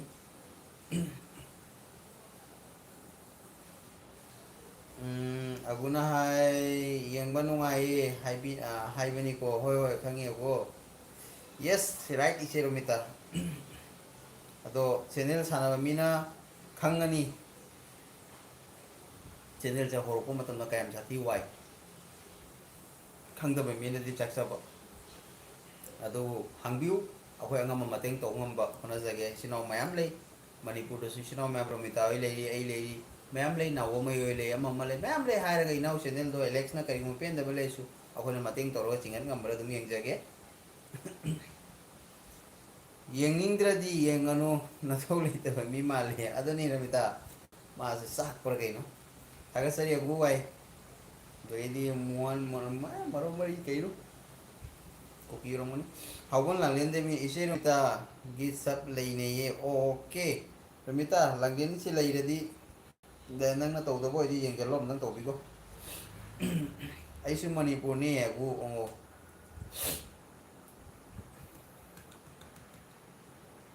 Langlen ni siam tang ramita na so kai sab tahu dah boy ram dari tahu sana. Aisu ngasi dia halaroi. Langlen je ngasi ekhoida sabtaro poi tari ngasi haloi ko hana tawgi poi tadi message taro ai hore ngale sangana gi do hambirage langlen aina sangba matamda yenge ko sawiya de yes doga angam mateng loi torokani akoi haji akoi channel haibu gumba ramitai channel haibu gumba akoi channel amani se ko ahen ba lang ba harau kumai gi matang de akoi lan se loi dribo thangaloi gi haina akoi khalla leigre Jadi sino mayam na khan nganu je moida akoi na kajik share to bi haisu to de sauthoye na khan ganu kai na akoi na thangalo bo content se Himalaya pa Manipur kangle pa ka sigi tamak to oi ba jam mong gi content thangat pani asiga harau arang nongai harau bolang bo sa ba thak pa isamak to rom mini ramita masamak to rom mini da khoi loi to thui mi ado dina irang se nema bo matung da isino mayam gi angamba aina su ramita na su support to rokani isino mayam matam mudin support to bio akoi su soi na to rokani irang hendang nem da gi janu Nene romita kari hindem birage abuna hange hawam langne de bini isi romita aidi saude da haija de ya yes Ravi Chandra khaidem thoi khaidem romita gi su loina yengje matam sitha de thagasari romita gi support to bisino ma'am aingonda support to तौबीबा मयाम Ramita सु चंबियु Ramita support तौबियु Ramita support तौब पुनः मुझे अगुन support तौबियु असुमायना दुम इसिनाव मयाम लखोय content से खरा तोंगान मनीना share तौदेना वरोब यादे इसिनाव मयाम इरांग से लोर मतुंग लखोय अंगम बहुना जरके अखोय से कैसुम साउब नते अखोय सु जाम पीबा चैनल मसामनी हाउबम लांगलेन देवी मयाम गुड नाइट होय होय लांगलेन गुड नाइट मिनिट 30 मुक्तंग सानागी पुंग 30 मखाय लोइसंगे खलीनी मैम पुंग 30 मखाय लोइसंगे मैम गुड नाइट हाइग्रे अगुना हाउबम लांगलेन देवी अगु गुड नाइट हाइग्रे अगुदा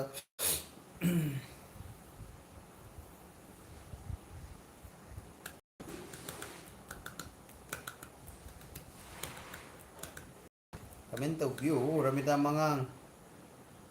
लांगबबु पाम लेगे लांगबगी वादी अगोंदगी हेनबा लेरमोय मतम मतुंग इन तौबनी अदुनी रमिता हराव कुमई नो हराव पाम लेगे मतम मतंग से खतंग सादबा अदुनी सिनो मैमना अखोय चैनल अनी अहुम खकलई रमिता आईगी मणिपुर की मतंगदा हजी हजी तौरिबा अवाबसी मतंगदा इसामंग मफम the Sangna जावबो ngamdrsu channel gi magidi mating tauba ma honaba ramita so ngam honai akoi su honari adumaina akoi manungda kari kamai to kari to ba ina ngam mangam baisna ngem gi honari ba akoi haji akoi na langba harawera ga do khara upai leite irang gi nem gi sano akoi su lang pang mini ngaki mamang ga dum tor mi duni kamedi nene ramita kari singdam ge yawa singdor video mo ini saya kasih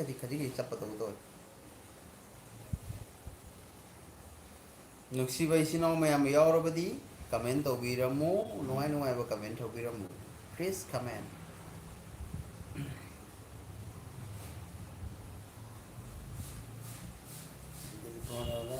Tamang kuki na lakpada, mapiset na lakpani, anu bibi set bigi wangang ni.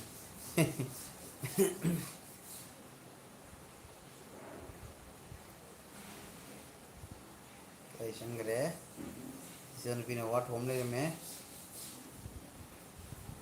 I Hindi comment से अमुक मांगी नहीं अब तभी तो वहाँ ngasi koro nongja nene oi bedi chamthom sajai do ai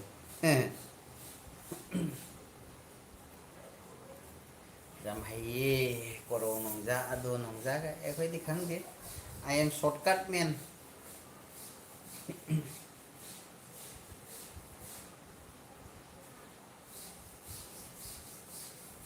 me di Fahd ले है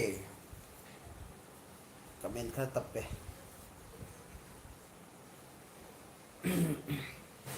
119 rummy ngasi koro comment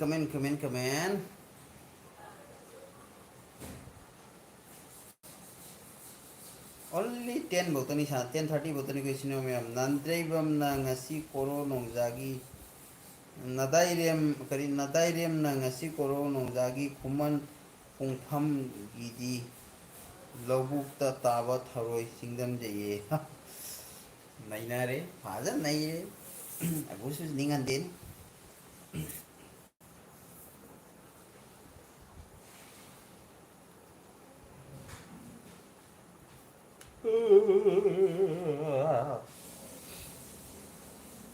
Kalau di kuih demi kadang aja jarak teri ini,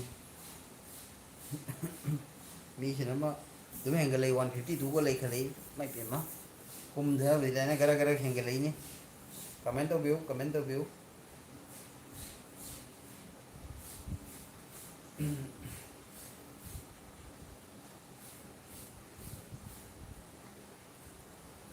Tara look habira bro mi mamogu sajida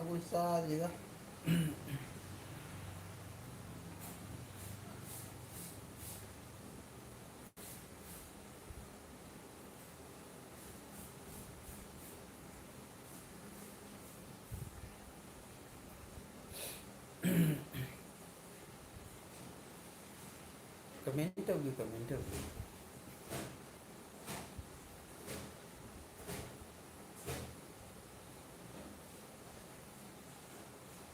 Rabita nene aina zu सिमदम निंबा मथेल दो इदाइरेम अइनसु सिमदम निंबा मथेल नि दो इदाइरेम ओ समिताजु थरोइ जानिंग इबोरे रविचंद्र खाइदेम तामो से असिंग लम से कसारदगी अदुम ओइब्रो कदाइदगी ओइब्रो नते आइदि आसाम होजाइगी नि होजाइ आसाम होजाइगी कसारना बराक वैली अखोइना ब्रह्मपुत्र वैली आई सिगगी गुवाहाटी पुंगनी की लंबेन तनी दिमापुर से पुंगनी लंबेन गुवाहाटी से ले पुंगनी की लंबेन मिडिल लनी होजाइगी नि हाँ अगुना हाँ मामो अदुदी Manipur literature लौबगीदा Phagi नते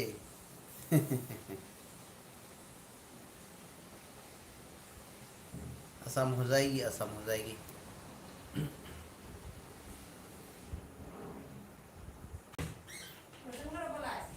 सानरी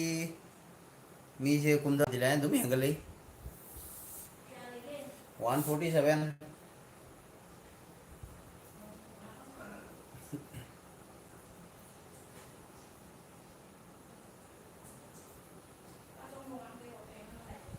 comment इसिनो ma'am से क्या दी इनी लुम्फू तौदोई सरुक पुदी मयाम पुनबा सिदा सरुक याबियु मयाम यस जब सुमी रोमिदाना हाई वरी से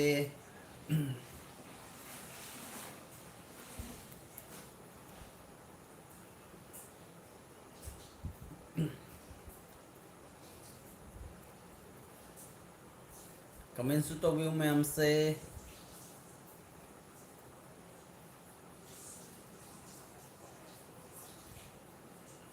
मी 170 ले 170 मी 170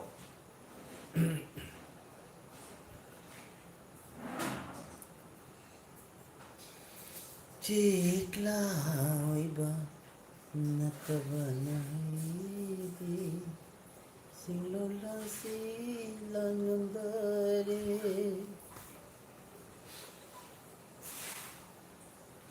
अदुगेगी नुसी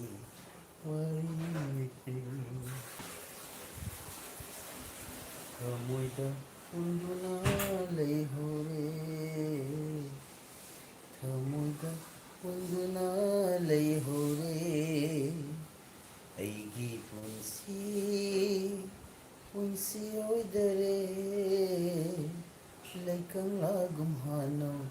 चोंदरे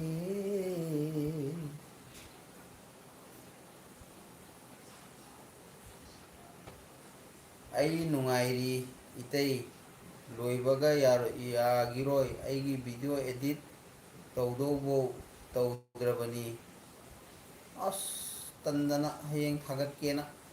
मसी मुकन केनो तौसले लोइदोबो जाररेन हाकाम लागो होरे रोमिता मसी मु लोइसननी जारोय गायग लैनी रोमिता थेंगना एडिट तौ फाबनी हजि जारे अस पुंतरा मखाय दारे नंग एडिट तौबो यारे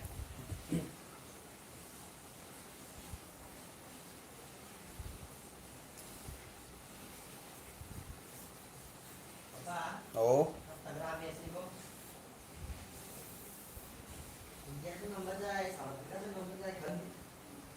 Cikla oiba natbana aidi iya imung ngaklaklani numit amuk tarani luk amuk harani taurise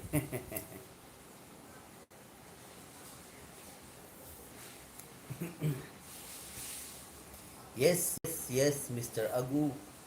Yes, yes, yes. Ay जा से लल्ली से क्लिप हटन दरो क्लिप तो चल ले जा रहा है करा चिंगन ये जान लल्ल आई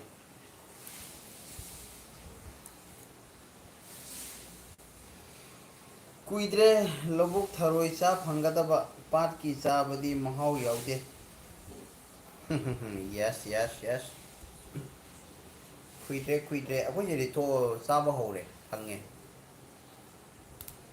जेसिका उगिद्रे जेसिका रा सीगरबा खंगदेदा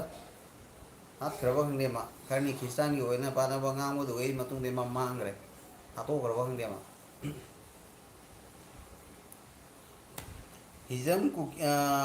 हजाम कुकी सु इथोक थोकलकते हंदकती है कुकी ने ना खजिकना मंगा खिंद्रोकनी मिते मिते में हम जो ऑप्शन गेनी तो मोई तल्लनिदा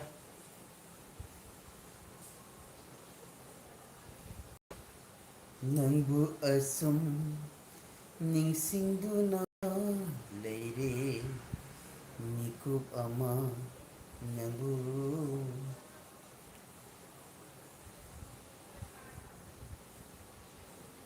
जोई जाय नरबी शमलों लतगी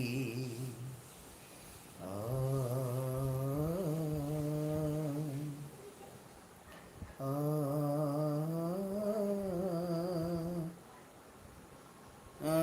जेलदा लेरम लगनी जेसिका दो खंगी ने तो मायना जेल दो गरो खंगी ने नता रिमानो अमदे थांग लगनी थाम हेले जोई जाय नरबी मामोगी युमनाक हाइरक ओ ये हाइबा ngambra yenglakki mamo aigi yumnak hobujam aigi jumnak hobujam hobujam hobujam hobujam how ne ko je hobujam joy jaina rabi shamlang latagi hobujam di ek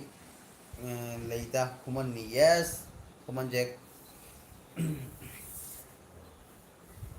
hay guru jam di kari je hay guru jam lod na yeng lakpa meeting duna kari pakhong no chaning liba gulab manbi hay guru jam di mangang ni Haubujam na kari jek no hangi ba ko? Sani? Haubujam se kari jek no ma jek sagai da hero wae. Aguna haubujam kari jek no aina haire aina haubujam ni haire ba mana kuman jek haire ba. Haigurujam dia haibu mangang jek ne. Haubujam kuman mangang ne. Pinky sanasam mangang ne pinky ne su. Haigurujam mangang wai dini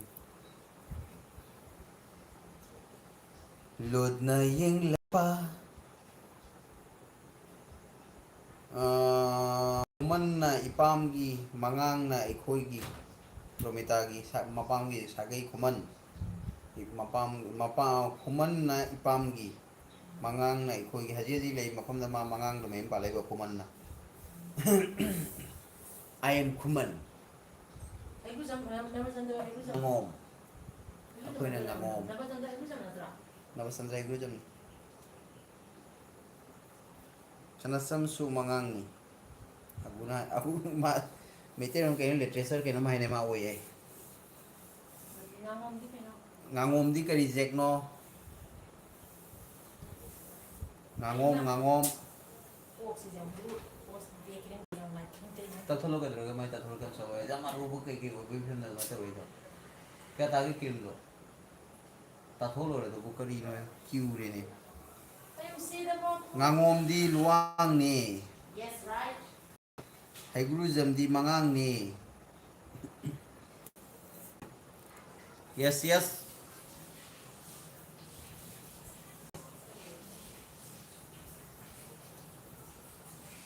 aigi neti ururu ni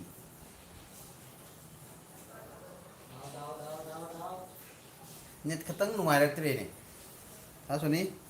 loidro man na gi ju sinau meam wari su numai re haigurujam se mangang ne puno mangai re mi phra rai pingi sansan su mangang ne ai mi puno mangai re mangang ne mi loi hare tu asengba isino me amuktang ga hangjage khangba yaurabadi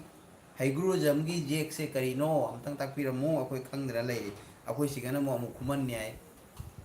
kanna me am to nari marup nabasanda haigurujam ꯍꯩꯒꯨꯖꯝꯒꯤ ꯑꯩꯈꯣꯏꯒꯤ ꯃꯔꯨꯞꯇꯣ ꯅꯝꯕꯣꯜꯒꯤꯗꯣ ꯑꯩꯈꯣꯏꯒꯤ ꯍꯩꯒꯨꯖꯝꯅꯦꯕ Manipuri literature ꯂꯧꯖꯩ ꯍꯥꯏꯕꯅꯦ ꯃꯥ Manipuri literature ꯂꯧꯖꯩ ꯑꯕꯨꯁꯦ ꯍꯩꯒ꯭ꯔꯨꯖꯝꯒꯤ ꯌꯦꯛꯁꯦ ꯑꯁꯦꯡꯕ ꯑꯝꯇꯪ ꯇꯥꯛꯄꯤꯔꯝꯃꯣ ꯑꯩꯈꯣꯏ ꯁꯤꯒꯅ ꯑꯃꯨꯛ ꯈꯨꯃꯟꯅꯦ ꯍꯩꯒ꯭ꯔꯨꯖꯝꯅꯦ ꯇꯧ ꯂꯩ ꯃꯉꯥꯡꯅꯦ ꯔꯣꯃꯤꯇꯥꯅ ꯑꯕꯨꯅꯁꯨ ꯃꯉꯥꯡ ꯑꯗꯨꯒꯩꯗꯤ ꯁꯤꯒꯝ ꯊꯣꯛꯂꯦ ꯄꯤꯡꯀꯤ ꯁꯟꯁꯝꯅꯁꯨ ꯃꯉꯥꯡꯅꯦ ꯅꯍꯥꯟ ꯀꯩꯅꯣꯅꯁꯨ ꯎꯇꯣꯝꯅꯁꯨ ꯒꯧꯇꯣꯝꯅꯁꯨ ꯃꯉꯥꯡꯅꯦ ꯍꯥꯏꯕꯅꯤ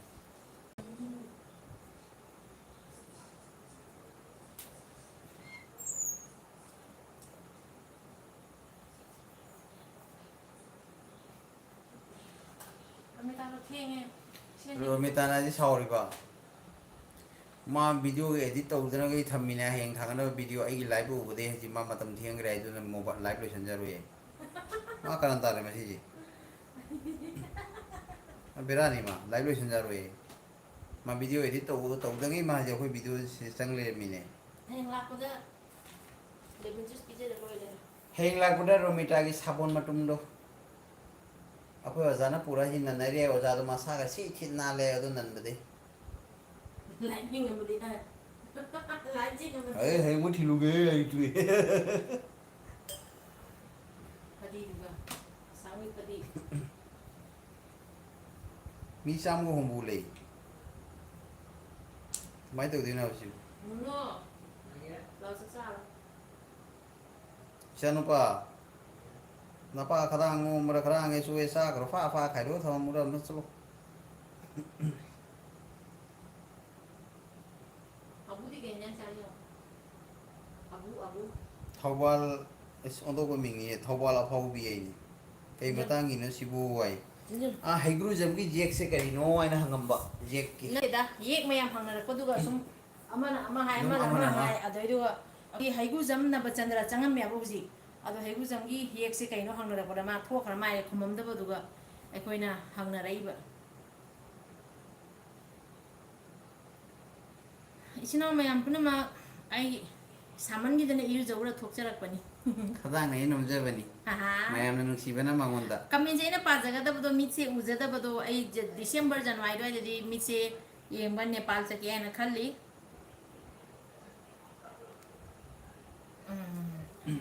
ꯌꯥꯔꯒꯗꯤ ꯃꯁꯛ ꯐꯖꯕꯤ ꯁꯥꯄꯣꯟ ꯄꯨꯔꯛꯑꯣ ꯏꯇꯩ ꯃꯁꯛ ꯐꯖꯕꯤ ꯁꯥꯄꯣꯟ ꯍꯥꯏꯁꯤꯃꯨꯛ ꯀꯔꯤꯅꯣ ꯃꯥꯅ ꯍꯥꯏꯔꯛ ꯄꯣꯠꯁꯦ ꯀꯣꯛꯀ ꯁꯥꯏ ꯑꯗꯨ ꯐꯖꯔꯤꯗꯨꯒ ꯑꯃꯨꯛ ꯀꯩ ꯐꯖꯍꯟꯒꯦ ꯈꯜꯂꯤꯅꯣ ꯏꯆꯦꯅ ꯐꯨꯊꯔꯛꯑꯅꯀꯣꯔꯣ ꯏꯆꯦꯅ ꯐꯨꯊꯍꯜꯂꯧꯔꯣ ꯔꯣꯃꯤꯇꯥꯗꯤ ꯑꯁꯦꯡꯕꯗꯅ ꯍꯦꯟꯅ ꯅꯨꯡꯁꯤꯕꯅꯤ ꯃꯃꯥꯏꯒꯗꯣ ꯀꯣꯏꯔꯪꯅꯅ ꯌꯥꯝ ꯅꯨꯡꯁꯤꯕꯅꯤ ꯃꯃꯤꯠꯀ ꯁꯨꯝ ꯂꯥꯎꯔ ꯂꯪꯇ꯭ꯔꯛ ꯂꯪꯅ ꯌꯥꯝ ꯅꯨꯡꯁꯤꯕꯅꯤ ꯅꯪ ꯎꯔꯕꯣ ꯃꯈꯥꯖꯥꯏ ꯎꯗꯕꯅꯤ ꯃꯃꯤꯠꯅ ꯁꯨꯃꯥꯏꯅ ꯂꯩꯕꯅꯤ ꯁꯨꯛ ꯆꯥꯎꯕ ꯃꯃꯤꯠ ꯑꯗꯨꯅ ꯌꯨꯝꯅꯥꯛ ꯍꯥꯏꯕꯤꯔꯛꯑꯣ ꯌꯦꯛ ꯍꯥꯏꯖꯒꯦ ꯑꯩ ꯊꯧꯕꯥꯜ ꯑꯐꯥꯎꯕꯤꯅ ꯑꯣ ꯑꯩ ꯌꯨꯝꯅꯥꯛꯁꯦ ꯑꯇꯩ ꯀꯩ ꯌꯨꯝꯅꯥꯛ ꯂꯩ ꯁꯤꯅꯥꯝꯒꯤ ꯀꯔꯤ ꯌꯨꯝꯅꯥꯛꯅꯣ ꯁꯤꯅꯥꯝꯒꯤ ꯀꯩ ꯌꯦꯛꯅꯣ ꯁꯤꯅꯥꯝ ꯁꯤꯅꯥꯝꯈꯨꯟ ꯑꯩꯈꯣꯏꯒꯤ ꯏꯕꯣꯛꯇꯣ ꯑꯩꯈꯣꯏ ꯃꯥꯕꯨ ꯍꯦꯛ ꯄꯣꯛꯄ ꯑꯩꯈꯣꯏꯒꯤ ꯄꯨꯕꯣꯛꯀꯤ ꯌꯨꯝꯁꯦ ꯃꯣꯏꯁꯦ ꯁꯤꯅꯥꯝꯅꯦꯕ ꯊꯧꯕꯥꯜ ꯑꯐꯥꯎꯕꯤꯅ ꯏꯆꯦ ꯍꯣꯏꯁꯦ ꯃꯅꯤꯄꯨꯔꯗ ꯂꯩꯇꯕ꯭ꯔꯣ ꯍꯥꯏ ꯂꯩꯇꯦ ꯑꯩꯈꯣꯏꯗꯤ ꯍꯣꯖꯥꯏꯒꯤꯅꯤ ꯂꯥꯛꯄ ꯂꯦꯞꯇꯦ ꯑꯁꯥꯝ ꯍꯣꯖꯥꯏꯒꯤꯅꯤ ꯑꯗꯣ ꯑꯩꯈꯣꯏ ꯍꯧꯖꯤꯛ ꯃꯩꯇꯩ ꯏꯆꯤꯟ ꯏꯅꯥꯎꯁꯤꯡꯅ ꯑꯋꯥ ꯑꯅꯥ ꯇꯥꯔꯤꯕ ꯏꯔꯥꯡꯁꯤꯒ ꯑꯍꯨꯝꯔꯛꯇꯤ ꯆꯠꯆꯔꯝꯃꯦ ꯗꯣꯅꯦꯁꯟ ꯊꯤꯟꯕ ꯑꯗꯣ ꯑꯃꯨꯛ ꯍꯧꯖꯤꯛ ꯈꯔ ꯅꯤꯡꯁꯤꯡ ꯃꯅꯨꯡꯗ ꯆꯪꯖꯔꯛꯀꯦ ꯍꯥꯏꯅ ꯈꯟꯖꯔꯤ ꯃꯌꯥꯝꯅꯁꯨ ꯗꯣꯅꯦꯁꯟ ꯀꯥꯞꯄꯤꯔꯛꯏ ꯑꯉꯝ ꯑꯉꯝꯕ 이보자다 못 가면 ꯁꯤꯅꯥꯝꯁꯦ ꯂꯥꯏꯗꯥꯏ ꯃꯉꯥꯡꯅꯦ ꯁꯣꯏꯔꯦ ꯑꯃꯨꯛ ꯁꯣꯏꯔꯦ Sinam mangang nate agus soire. ꯑꯣ ꯏꯆꯦ ꯅꯨꯡꯁꯤꯌꯦ ꯑꯩ ꯊꯧꯕꯥꯜ ꯑꯐꯥꯎꯕꯤꯅ ꯔꯣꯃꯤꯇꯥꯅ Thagatsari. ꯑꯃꯥꯛꯆꯝꯒꯤ ꯌꯦꯛ ꯍꯥꯏꯕꯤꯔꯛꯑꯣ ꯑꯩ Agus soire. Sinam se kay yek no haro. ꯑꯝꯇꯪ ꯈꯟꯊꯔ ꯍꯥꯏꯔꯛꯑꯣ Tu dan angang do khongai agu. ꯑꯌꯥ ꯁꯣꯏꯔꯕꯣ ꯑꯩ Yes. Maisnam sina karino, sinam sina karino. Maisanam Zumi, Sinam Zumi. Maisnam na kay yek no, sinam na kari yek no. Amakchangi Yek Karino. Ravi Chandra Khaidem, Tamosu Nungsida. Muno, Salute Pisan Gre, Roboda. cricket ka naman mo kaya? Oji, Maisanam di Kuman. Maisnam. Maisnam luang ni luang. Maisnam ni luang apa kem tu kan? Mani maisnam se luang ni. Sinam no Kuman. Sinam na kuman. Manganga Khangan Baga Kaida Brai Chi. Manganga Khangan Baga Kaida Brai. Kai dia yek thong na dara ka loi ya tai di loi na ya. Mai tai macha aseng badi yek se nuai te.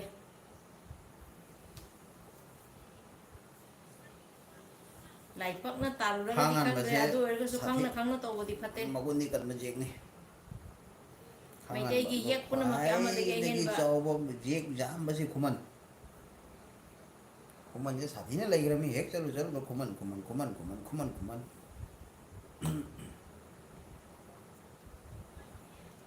Ni che momo kak chingi.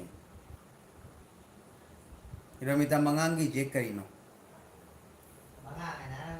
Mayam Ramita Mangangi jek karino tang habi.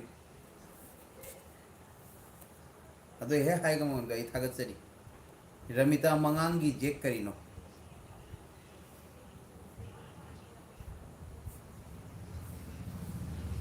Mayam kumangam dre. Rumita na rumita. Manganga ding to zaga di jadi hai. Jeng se mana se silong na jadi sira ba. Pai le. Ado mayam Ramita Mangangi jek karino ta habiro.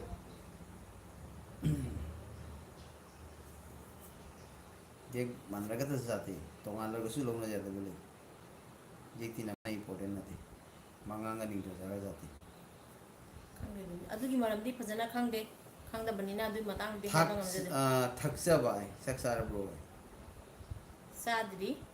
Ramita Mangangi jek kaino mayam hai ngam dre. Welcome to Jari Lifestyle Lakpi Bita Magda mayam pun mapu hane ngai tana thaga chari. Mi je sungan hande deu. Dom hengale 144. Hara lu sa drop ni yare. Mi mayam pathang na roidra. Ai sakla ma bani ni. Mi pathang na roidra.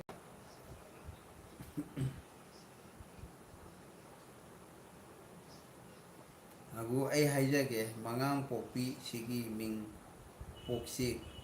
kombi na popi. Ai haijage mangang popi sigi ming na poksi kombi na popi. Thawal phabi ningthauja natro ite di khangdre. Ramita Mangangi je no ningthauja natra. Robita lai ba. Ramita Mangangi je karino ena hangmada ningthauja natra haire. Very good. Asini nungai tro ngasi ki life yam nungai. Thawal phabi na ningthauja natro ite atei di khangdre. Ramita Mangangi je ke ningthauja Mai ni. mai gi ya phaba mai gi opinion mai khanja ba thambi ra koi phongdo pire be tamak ta han ngai tana ta ka chari. Aguna ba mangang ni hairi si de Ramita.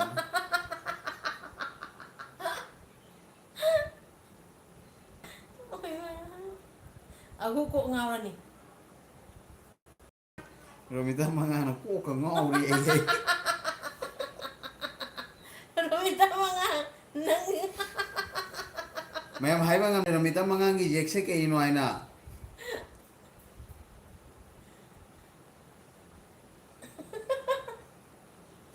Ke thawal phabi na ba aisu mangang ni na khangja de. Khangjen da ya de. Robita. Thobala phobia nang ka chai Aisu mangang se. ni khangjen da ya de. Mas mangang yekin ya ba. Adu na mas khangjan da ba ya de Robita mangang yek se kai no ai do. Nang ju khangja lu ko thawal phabi na iri se ko. Nang ju khangja lu nang mang ni nang je se kai je no khangja lu. Romita nang mangang ni Romita nang su hai ro nang yek kai ning do sana tra hangai. Ramita Mangangi hairo जे कईनो ma'am इचिनो ma'am Ramita Mangangi जे खाबिरो रंजना हिजम गुड Sonia ngasi kuirabagi tungda light tharambase yam nuai थागचरी कुइरे उद वरी सानादबा मयाम sarang डायमंड टीवी laisam दसु चंगदबा thengpokina कुइरे मैम रमिता मंगांगी जेक हाइबा ngamdre रम तादोइना हंगो रमिता मंगांगी जेक मैम हाइबा ngamdre रमिता रे को का ngawre unglegre madi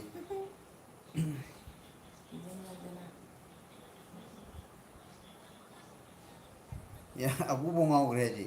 abu na yek haiba kaino mamo sage haiba na thro hai agu utarang chakre ni hiloi tarang chale इचुम चुम ने ले मी ngawan doriam रमिता मंगांग नुमित था हुईना सादे नोमदी सोइदन खंग खिनी नो है मैम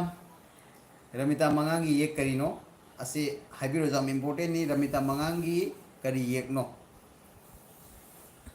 सबु है थवाल थवाल लिनाव ना हाइबिरो ये हाइबुदु कईनो मामो सागे हाइबो नत्रो है जी अबु ngawre मासु तो बम खंगद्रे थवाल गिसम सु ngawre इसे खांगान बा पाखंग दो नामै फोइरु रोय फोइरु गे ममै फोइरु गे फरे मैम रमिता मंगांगी जेक से हाइबा ngamdre सिनी जाम लुरिसे रमिता मसा मसु तरंग चत ngawre nga रमिता मंगांगी जेक मैम हाइबि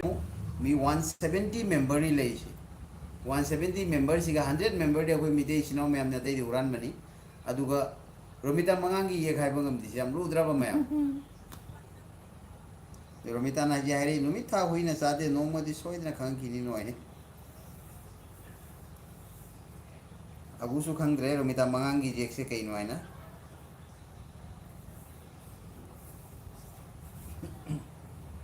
असे जाम इम्पोर्टेंट नि मैं जाम लुबो वारी नि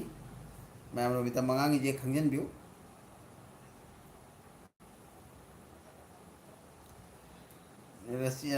Ravichander खाइदम अखोइसु मंगांगनी गोतदी हाइरे इदोय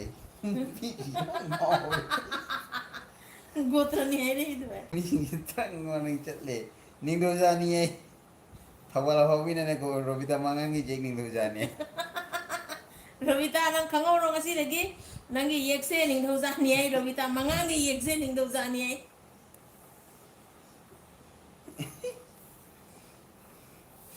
robita na yek salai ma panju ye je sumrai bai taro kini tari te panja ore tum taro kini aguna mangang popi na su puksi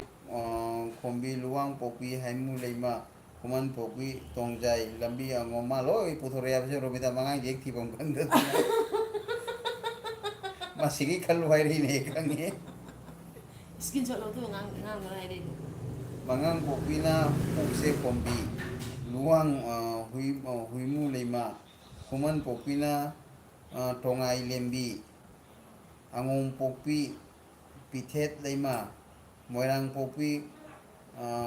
khaujau tombi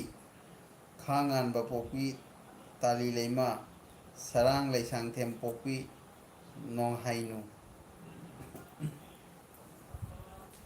apa lo sana ka tahu sih oh minit tara ama sana lo jalan sih ai ji ramita mangangi jek salai takpi ramu mayam ramita mangangi jek samdang hai bi ramu mayam doi lo sanjarage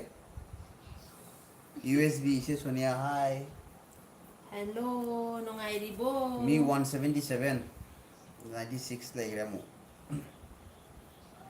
परे मैं हम रमीना आई की video रसंगा young बिरो Ramita video से young बिरो अदुगो रमिता मंगांगी येक से कइनो मैं हम तिके पिरा कमेंट आइ बिग्रो आई गो सुता पिरो सिनो मैं हम ना पारी मोम चैनल ना रमिता मंगांग दमागी रमिता मंगांग हैने लेबो चैनल अदुदा संगा मैं हम ना कमेंट आइ बिग्रो रमिता मंगांगी येक से करिनो अदुगो अखंग मीना आई चैनल लसु कमेंट तो बिरो पारी मोम दा रमिता मंगांगी चेक करिनो है ना Romita nang su khang na bo Ramita सुंगाओ करे मातरंग चके को को ngao रे मा मथन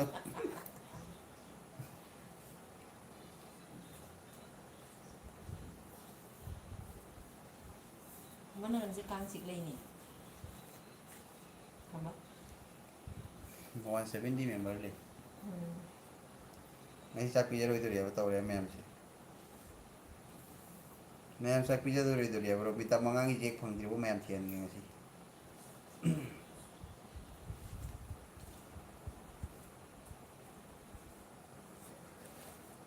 Papa comment pa. End the phone to. Ma'am na bita mangangi jek khangdi kamai to dina sibu aguna ekhoi di kuman ne ꯑꯩꯈꯣꯏꯁꯨ ꯈꯨꯃꯟꯅꯤ ꯑꯩꯈꯣꯏꯒꯤ ꯌꯦꯛꯇꯤ ꯈꯨꯃꯟꯅꯤ so phajana gyan da le ma agu sibu ngang mangao gyan men ta dre ba ji abro bita mangang jek khai ngam dre ꯑꯩꯒꯤ ꯖꯤꯝꯗ ꯀꯩꯅꯦꯕ number ꯍꯪꯉ ꯈꯪꯒꯅꯤ mangang ne lo hari ma i 109 इसिनाव ma'am वारोबरी याद चाक्सुला में पुंत्रा माथोई तसले ꯑꯦ ꯇꯔꯥꯃꯥꯊꯣꯏꯗ ꯂꯣꯏꯁꯟꯕ पुंत्रा माथोई चपचाना minute 30 खग लेरिको minute 30 मुक सानरा डिलुशन जरेगे ma'am minute 30 मंगा सिगी मनंग मैम खल्लग अमता हाबिरो मेता मंगांगी जे करिनो हैना नोगी खुमन नुमान तोखो खुमन नुमान तोखो आई लेखाई तारमोय मागी जेक से लेखाई ताबिरो मोय मैं रोमिताना खुमन नुमान लोय तो पी रोय माई जेक से लेखाई ताबिरो मोय रोमिता की जेक से करिनो मैम हाबिरमो ꯔꯣꯃꯤꯇꯥ ꯃꯆꯥ ꯑꯃ ꯈꯪꯗꯔꯦ ꯔꯣꯃꯤꯇꯥ ꯃꯉꯥꯡꯒꯤ ꯈꯨꯃꯟ ꯑꯣꯏꯔꯝꯃꯅꯤ abuna hai kai no ne mamo ye nene romita gi ye ti mangang or ning thoja oi doi ne mangang atra ning thoja oi doi ne ꯆꯨꯝꯃꯤ ꯆꯨꯝꯃꯤ adu kai no yumnak thirak pa ya di pai ko ka ngau ye kuman atra ning thoja oi ne amangang atra ning thoja oi doi ne ꯇꯥꯔꯕ ꯃꯉꯥꯡ ꯅꯠꯇ꯭ꯔꯒ ꯅꯤꯡꯊꯧꯆꯥ ꯑꯣꯏꯗꯣꯏꯅꯤ ꯑꯩ ꯑꯗꯣ ꯅꯪ ꯑꯉꯥꯡꯁꯤꯒ ꯍꯧꯖꯤꯛꯃꯛ ꯒ꯭ꯌꯥꯟ ꯇꯥꯍꯜꯂꯨ ma ko ka ngau re gu kai ko ka ngau re romita nang mangang hai ra phong na yek ni ne mangang ru nang yek ne ranjana jam nai re romita mangang ru nang yek ne romita mangang ko ka ngau re sim le kai tar moi โรมิตานั่งหัวจะป้องพับทันนี่มั้ง romita le kai tar moi pojan ba ka jar we sim di le kai tar moi ma abu jo ne ko ko ngau re mangang gi man ning do sa oi do ne mangang ho ning do sa ni se mak ta moi de ko ko ngau re pilihan hak pom na mangang ni mangang ni pilihan adu ni ina ai je mayam akang bole ni ta pira mo romita mangang gi je karino โรมิตาพับตางำแดง romita ji ji ma ungre ma sang na sonda primary ko lo fighting do bro pun de gi je karino ai ro kamin lag tre โอ้ยโรมิตาอีเชียนน้ำตาจิงโดนะงู ai gi je karino romita mangang gi je karino romita da romita nang kana no angel di ai kai do ai bano romita na romita da romita nang kana no angel di ai kai do ai bano ai to da khang di mayam alepi da habiro romita mangangi jek kari no haina ne sini haina alepi da mama habiro lo amtang habiro akhang mama yam ne mere romita na ปารีโม masana งกีดีคุมันนี่ nene romita na masana haijare nene romita sapam gi na mangang aduga hojik ki na kuman ni aina ai do khang de alepa isinau mayam na agusu puramagna magi mangang ge seni mai sagai se si ajek se seni aina ne alepa habiro mo ning doja aina ibiro ba any kuman ni ba khangan mani asmaina awam dang ibiro kari no romita mangang gi jek oiram bajai haidabi seni haina amdang ibiro khadara ibiro ko mayam soina bhaiya de exam ni khallo bas pata exam ni jam ru matang ni romita mangang gi jek kari no romita suiro romita mangang gi jek kari no เองเรียนสั่งเรียนอะไรสั่งดี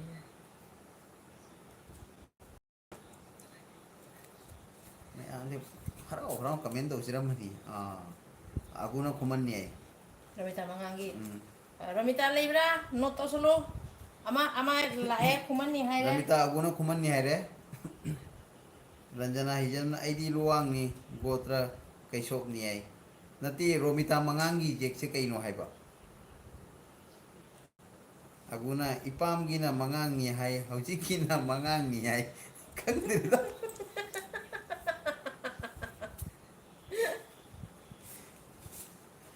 nupina yumnak sagai oladi mapam gi yek chatna ba romi ꯅꯣꯏꯕꯨ ꯑꯩꯕꯨ ꯀꯩꯗꯧ ꯍꯥꯏꯕꯅꯣ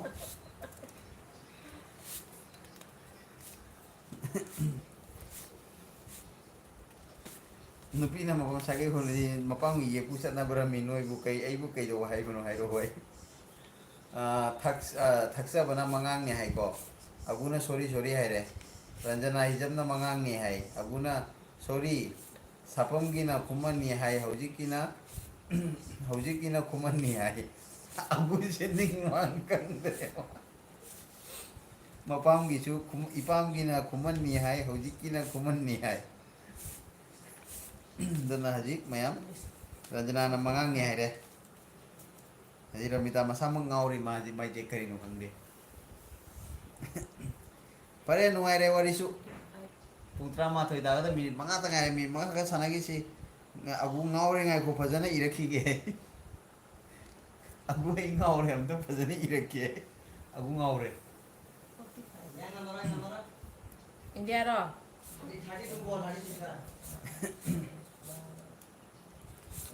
Sundar Sundar Romita Mangangi yekse mangangne yes Sundar na haire Romita Mangangi yekse mangangne na Sundar ma haire Aguna sorry ipam gina mangangni haiba hujik kina kumanni haiba yes yes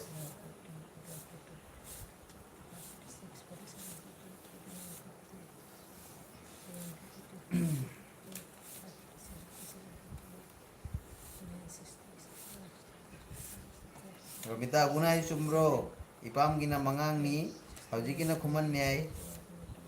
na hayengji kaloi ondok leram dana na kisoi dire ikhangi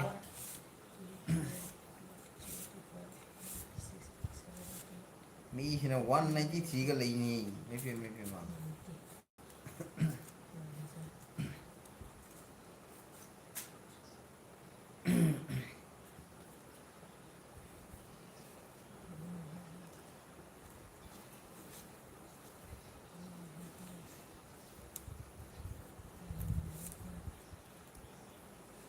Legislasi ni memang tak hari lagi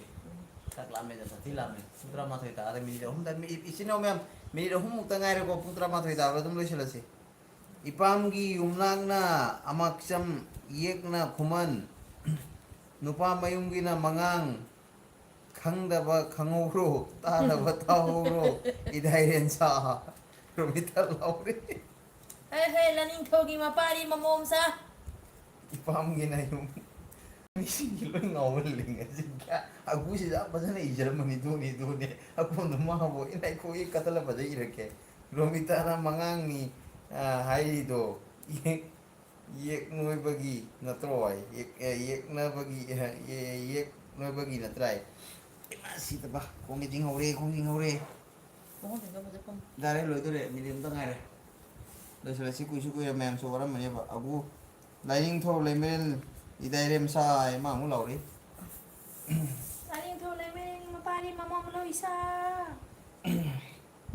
Bisendra khaidem yek salai mangang ningthoja haido chumi chummo bani. Aroi bada wafom da thamjarang ge ichina mayam akoina ngasi sum akoina yek salai gi matang da sanari bese mayam akoi gi yek salai ji adu kimatik alu bani ado akoina sum nga hakki sum Phagi oina nuai thokpa phagi dum. oina sum hak sana bani ase siga seriously losan na roisi aduga ase siga nuai te ba kya lare ga suwaro biganu akoina sum hakki oina yek hainara poduga amana ama hainara poduga sum akoi ngak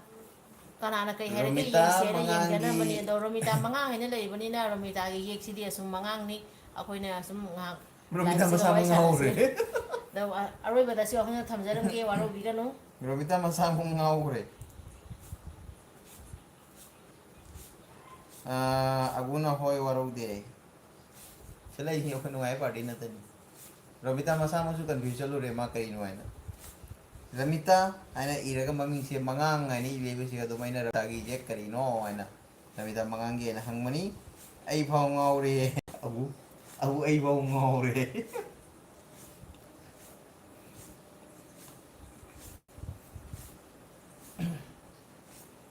Tom Tin Sana Singha Hai Tom Tin Sana Oro buja desino mem amtang kanglepang ne yai phare ngasi gi dilo sanjarasi mangang ni thaga sari mayam amtang kanglepang ne yai phare haraga bye bye amtang ibiramo ngasi gi potharasi ꯑꯩꯁꯨ ꯉꯁꯥꯏ ꯈꯇꯪ ꯅꯣꯡꯃꯩꯁꯦ ꯄꯨꯡ 2:30 ꯍꯦꯟꯅ ꯈꯇꯪ ꯅꯣꯡꯃꯩꯅꯤ ꯋꯥꯔꯦ ꯏꯆꯤꯟ ꯏꯅꯥꯎ ꯃꯌꯥꯝ ꯐꯔꯦꯗꯤ ꯂꯣꯡꯖꯝꯁꯦ ꯀꯔꯤ ꯌꯦꯛꯅꯣ ꯑꯁ ꯑꯩ ꯀꯩꯁꯨ ꯂꯣꯡꯖꯝꯁꯦ ꯍꯥꯏꯖꯥꯝ ꯑꯣꯏꯔꯝꯒꯅꯤ ꯑꯩꯗꯤ ꯈꯪꯗ꯭ꯔꯤ ꯑꯒꯨ ꯑꯁ ꯇꯜꯂꯦ ꯁꯥꯎꯔꯅꯨ ꯋꯥꯔꯦ ꯐꯅ ꯀꯨꯏꯔꯦ ꯄꯨꯡ 2:30 ꯄꯨꯡ 3 ꯃꯌꯥꯅꯤ ꯑꯩ ꯉꯥꯡꯉꯩꯁꯦ ꯋꯥꯔꯦ ꯃꯌꯥꯝ ꯑꯝꯇꯪ ꯀꯪꯂꯩꯄꯥꯛꯅ ꯌꯥꯏꯐꯔꯦ ꯕꯥꯏ ꯕꯥꯏ ꯕꯥꯏ ꯑꯝꯇꯪ ꯏꯕꯤꯔꯣ ꯏꯆꯤꯟ ꯏꯅꯥꯎ ꯃꯌꯥꯝ ꯀꯪꯂꯩꯄꯥꯛꯅ ꯌꯥꯏꯐꯔꯦ ꯌꯥꯏꯐꯔꯦ ꯍꯥꯏꯅ ꯑꯝꯇꯪ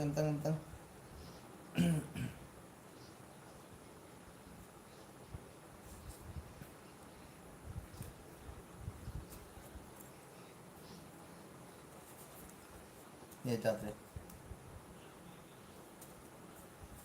ꯇꯣꯝꯊꯤꯟ ꯁꯤꯡꯍꯅ ꯇꯣꯝꯊꯤꯟ ꯉꯥꯟꯕꯅ ꯕꯥꯏ ꯃꯌꯥꯝ good night good night good night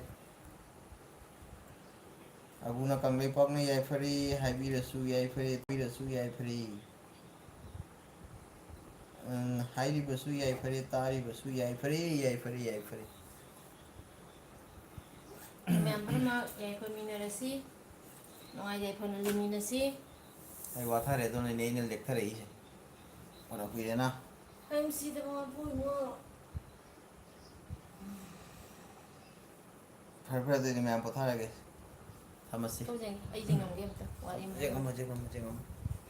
ꯆꯦꯡꯉꯝꯃꯣ ꯍꯥꯏꯔꯣ ꯑꯩ ꯃꯤꯡ ꯆꯪꯉꯛꯑꯒꯦ ꯌꯥꯝ ꯍꯦꯟꯗꯦꯀꯣ 11 ꯇꯥꯔꯦ ꯑꯩꯈꯣꯏ ꯄꯤꯕ ꯇꯥꯏꯃꯤꯡꯗꯣ ꯀꯨꯀꯤ ꯂꯩꯔꯤꯕꯣ ꯃꯣꯏ ꯀꯨꯀꯤ ꯅꯣꯏ ꯍꯖꯤ ꯆꯪꯉꯨꯔꯣ ꯂꯣꯏꯔꯝꯗꯥꯏ ꯃꯣꯏ ꯊꯣꯛꯂꯛꯄꯅꯤ ꯀꯨꯀꯤ ꯅꯣꯏ ꯊꯣꯛꯈ꯭ꯔꯣ ꯑꯩꯈꯣꯏ 1:07 ꯃꯩꯇꯩ ꯏꯆꯤꯟ ꯏꯅꯥꯎ ꯃꯌꯥꯝꯒ ꯂꯣꯏꯁꯤꯜꯂꯝꯗꯥꯏꯗ ꯋꯥꯔꯤ ꯑꯃ ꯈꯤꯇꯪ ꯊꯝꯖꯔꯝꯒꯦ ꯁꯤꯗꯤ ꯀꯃꯦꯟꯅ ꯄꯥꯎꯔꯅꯨ ꯑꯁꯦ ꯑꯗꯨꯝ ꯋꯥꯔꯤ ꯑꯣꯏꯅ ꯁꯥꯟꯅꯔꯣ ꯑꯁꯤꯁꯦ ꯑꯩꯈꯣꯏ ꯑꯁꯥꯝ ꯍꯣꯖꯥꯏꯒꯤ ꯑꯩꯈꯣꯏꯒꯤ ꯐꯗꯤ ꯍꯥꯏꯕꯗꯣ ꯑꯩꯈꯣꯏꯒꯤꯅ ꯐꯤ ꯃꯇꯦꯛ ꯍꯥꯏꯕꯁꯦ ꯑꯁꯤꯁꯦ ꯑꯗꯨꯛꯀꯤ ꯃꯇꯤꯛ ꯅꯨꯡꯉꯥꯏ ꯁꯤꯖꯤꯟꯅꯕꯗ ꯑꯗꯨꯅ ꯍꯧꯖꯤꯛ ꯁꯥꯕꯅꯤꯅ ꯑꯁꯤꯁꯦ ꯄꯥꯏꯔꯤ ꯈꯔ ꯏꯪꯉꯤ ꯀꯣꯇꯣꯟꯅꯤꯅ ꯑꯩꯈꯣꯏꯒꯤ ꯂꯪꯖꯝꯅꯤꯅ ꯑꯗ ꯇꯥꯋꯦꯜ ꯇꯩꯊꯣꯛꯄ ꯈꯣꯠꯇꯣꯛꯄ ꯏꯁꯥꯒꯤ ꯏꯆꯨꯝ ꯇꯩꯊꯣꯛꯄꯗꯣꯏ ꯁꯔꯨꯛꯄꯗꯤ ꯑꯁꯤꯅ ꯅꯨꯡꯉꯥꯏꯑꯕ ꯑꯗꯣ ꯏꯆꯤꯟ ꯏꯅꯥꯎ ꯃꯌꯥꯝ ꯉꯁꯤ ꯑꯩꯈꯣꯏꯅ ꯊꯥꯖꯔꯤꯕ ꯂꯥꯏꯐꯁꯤꯒ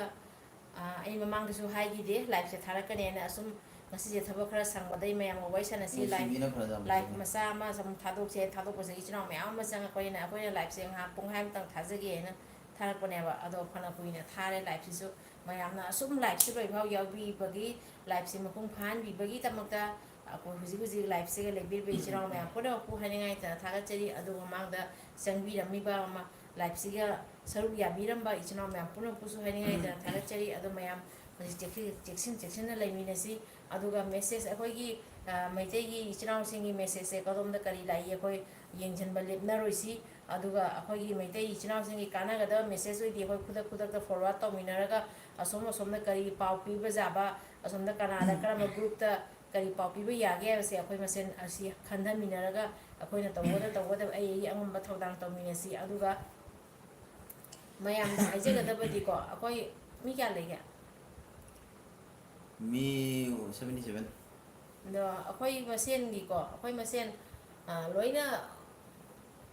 ꯌꯨꯇꯨꯕ ꯄꯥꯏꯕꯁꯨ ꯄꯥꯏꯗꯕꯁꯨ ꯐꯦꯁꯕꯨꯛ ꯄꯥꯏꯕꯁꯨ ꯐꯦꯁꯕꯨꯛ ꯄꯦꯖ ꯄꯥꯏꯕꯁꯨ ꯐꯣꯇꯣ ꯃꯤꯇꯩ ꯑꯩꯈꯣꯏ ꯏꯆꯤꯟ ꯏꯅꯥꯎ ꯄꯨꯝꯅꯃꯛ ꯃꯩꯇꯩ ꯑꯩꯈꯣꯏ ꯏꯆꯤꯟ ꯏꯅꯥꯎ ꯄꯨꯝꯅꯃꯛꯀꯣ ꯑꯃꯠꯇ ꯑꯩꯈꯣꯏꯅ ꯑꯣꯏꯅ ꯊꯥꯡꯒꯠꯂꯛꯄꯗ ꯍꯣꯏ ꯐꯦꯁꯕꯨꯛ ꯄꯦꯖ ꯄꯥꯏꯕ ꯈꯪꯗꯦ ꯌꯨꯇꯨꯕ ꯄꯥꯏꯕ ꯈꯪꯗꯦ ꯏꯟꯁꯇꯥꯒ꯭ꯔꯥꯝ ꯄꯥꯏꯕ ꯈꯪꯗꯦ ꯉꯥꯏꯍꯥꯛꯁꯤ ꯁꯨꯝ ꯑꯩꯈꯣꯏꯒꯤ ꯅꯣꯡꯃꯒꯤ ꯄꯣꯁ ꯇꯧꯕ ꯑꯃ ꯊꯥꯡꯒꯠꯂꯒꯁꯨ ꯑꯩꯈꯣꯏꯒꯤ ꯑꯔꯨꯕ ꯃꯇꯥꯡ ꯂꯥꯛꯑꯒꯗꯤ ꯈꯨꯗꯛꯇ ꯑꯩꯒꯤ ꯆꯦꯅꯦꯜꯗ ꯈꯪꯗꯦ ꯑꯩꯒꯤ ꯄꯦꯖꯇ ꯈꯪꯗꯦ ꯄꯣꯁ ꯇꯧꯈꯠꯂꯒ ꯑꯩꯈꯣꯏ ꯃꯩꯇꯩ ꯏꯆꯤꯟ ꯏꯅꯥꯎꯁꯤꯡꯒꯤ ꯑꯦꯂꯥꯔꯠ ꯑꯩꯈꯣꯏꯒꯤ ꯃꯩꯇꯩꯒꯤ ꯈꯨꯟꯅꯥꯏꯒꯤ ꯑꯦꯂꯥꯔꯠ ꯑꯣꯏꯒꯗꯕ ꯑꯩꯈꯣꯏ ꯃꯩꯇꯩ ꯏꯃꯥꯁꯤꯡꯒꯤ ꯑꯦꯂꯥꯔꯠ ꯑꯣꯏꯒꯗꯕ ꯄꯥꯎ ꯐꯪꯉꯒꯗꯤ ꯈꯨꯗꯛꯇ ꯑꯩꯒꯤ ꯄꯦꯖꯇ ꯑꯩꯈꯣꯏ ꯂꯣꯏꯅ ꯑꯩꯒꯤ ꯊꯧꯗꯥꯡꯅꯦꯅ ꯈꯜꯂꯒ ꯁꯤꯌꯥꯔ ꯇꯧꯃꯤꯟꯅꯁꯤ ꯑꯁꯤ ꯋꯥꯐꯝꯁꯤꯃ ꯊꯝꯖꯒꯦ ꯑꯗꯣ ꯃꯌꯥꯝ ꯚꯤꯗꯤꯑꯣ ꯂꯥꯏꯐꯁꯤꯒ ꯋꯥꯍꯩ ꯋꯥꯇꯥ ꯁꯣꯏꯈꯤꯕ ꯀꯌꯥ ꯃꯔꯛꯇ ꯑꯩꯈꯣꯏꯅ ꯁꯥꯟꯅꯈꯤꯕ ꯂꯩꯔꯒꯁꯨ ꯑꯗꯨꯒ ꯉꯁꯥꯏꯒꯤ ꯌꯦꯛ ꯁꯥꯒꯩꯒꯤ ꯃꯇꯥꯡꯗ ꯑꯩꯈꯣꯏꯅ ꯁꯨꯝ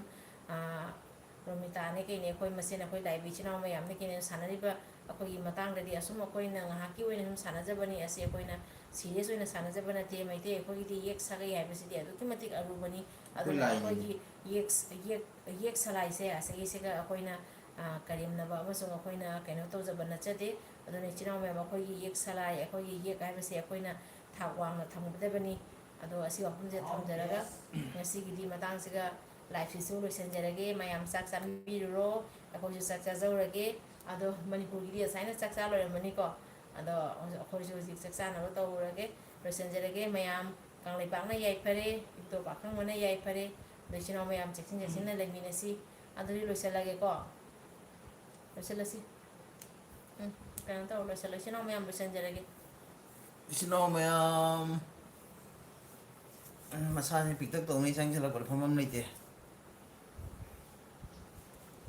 याइफरी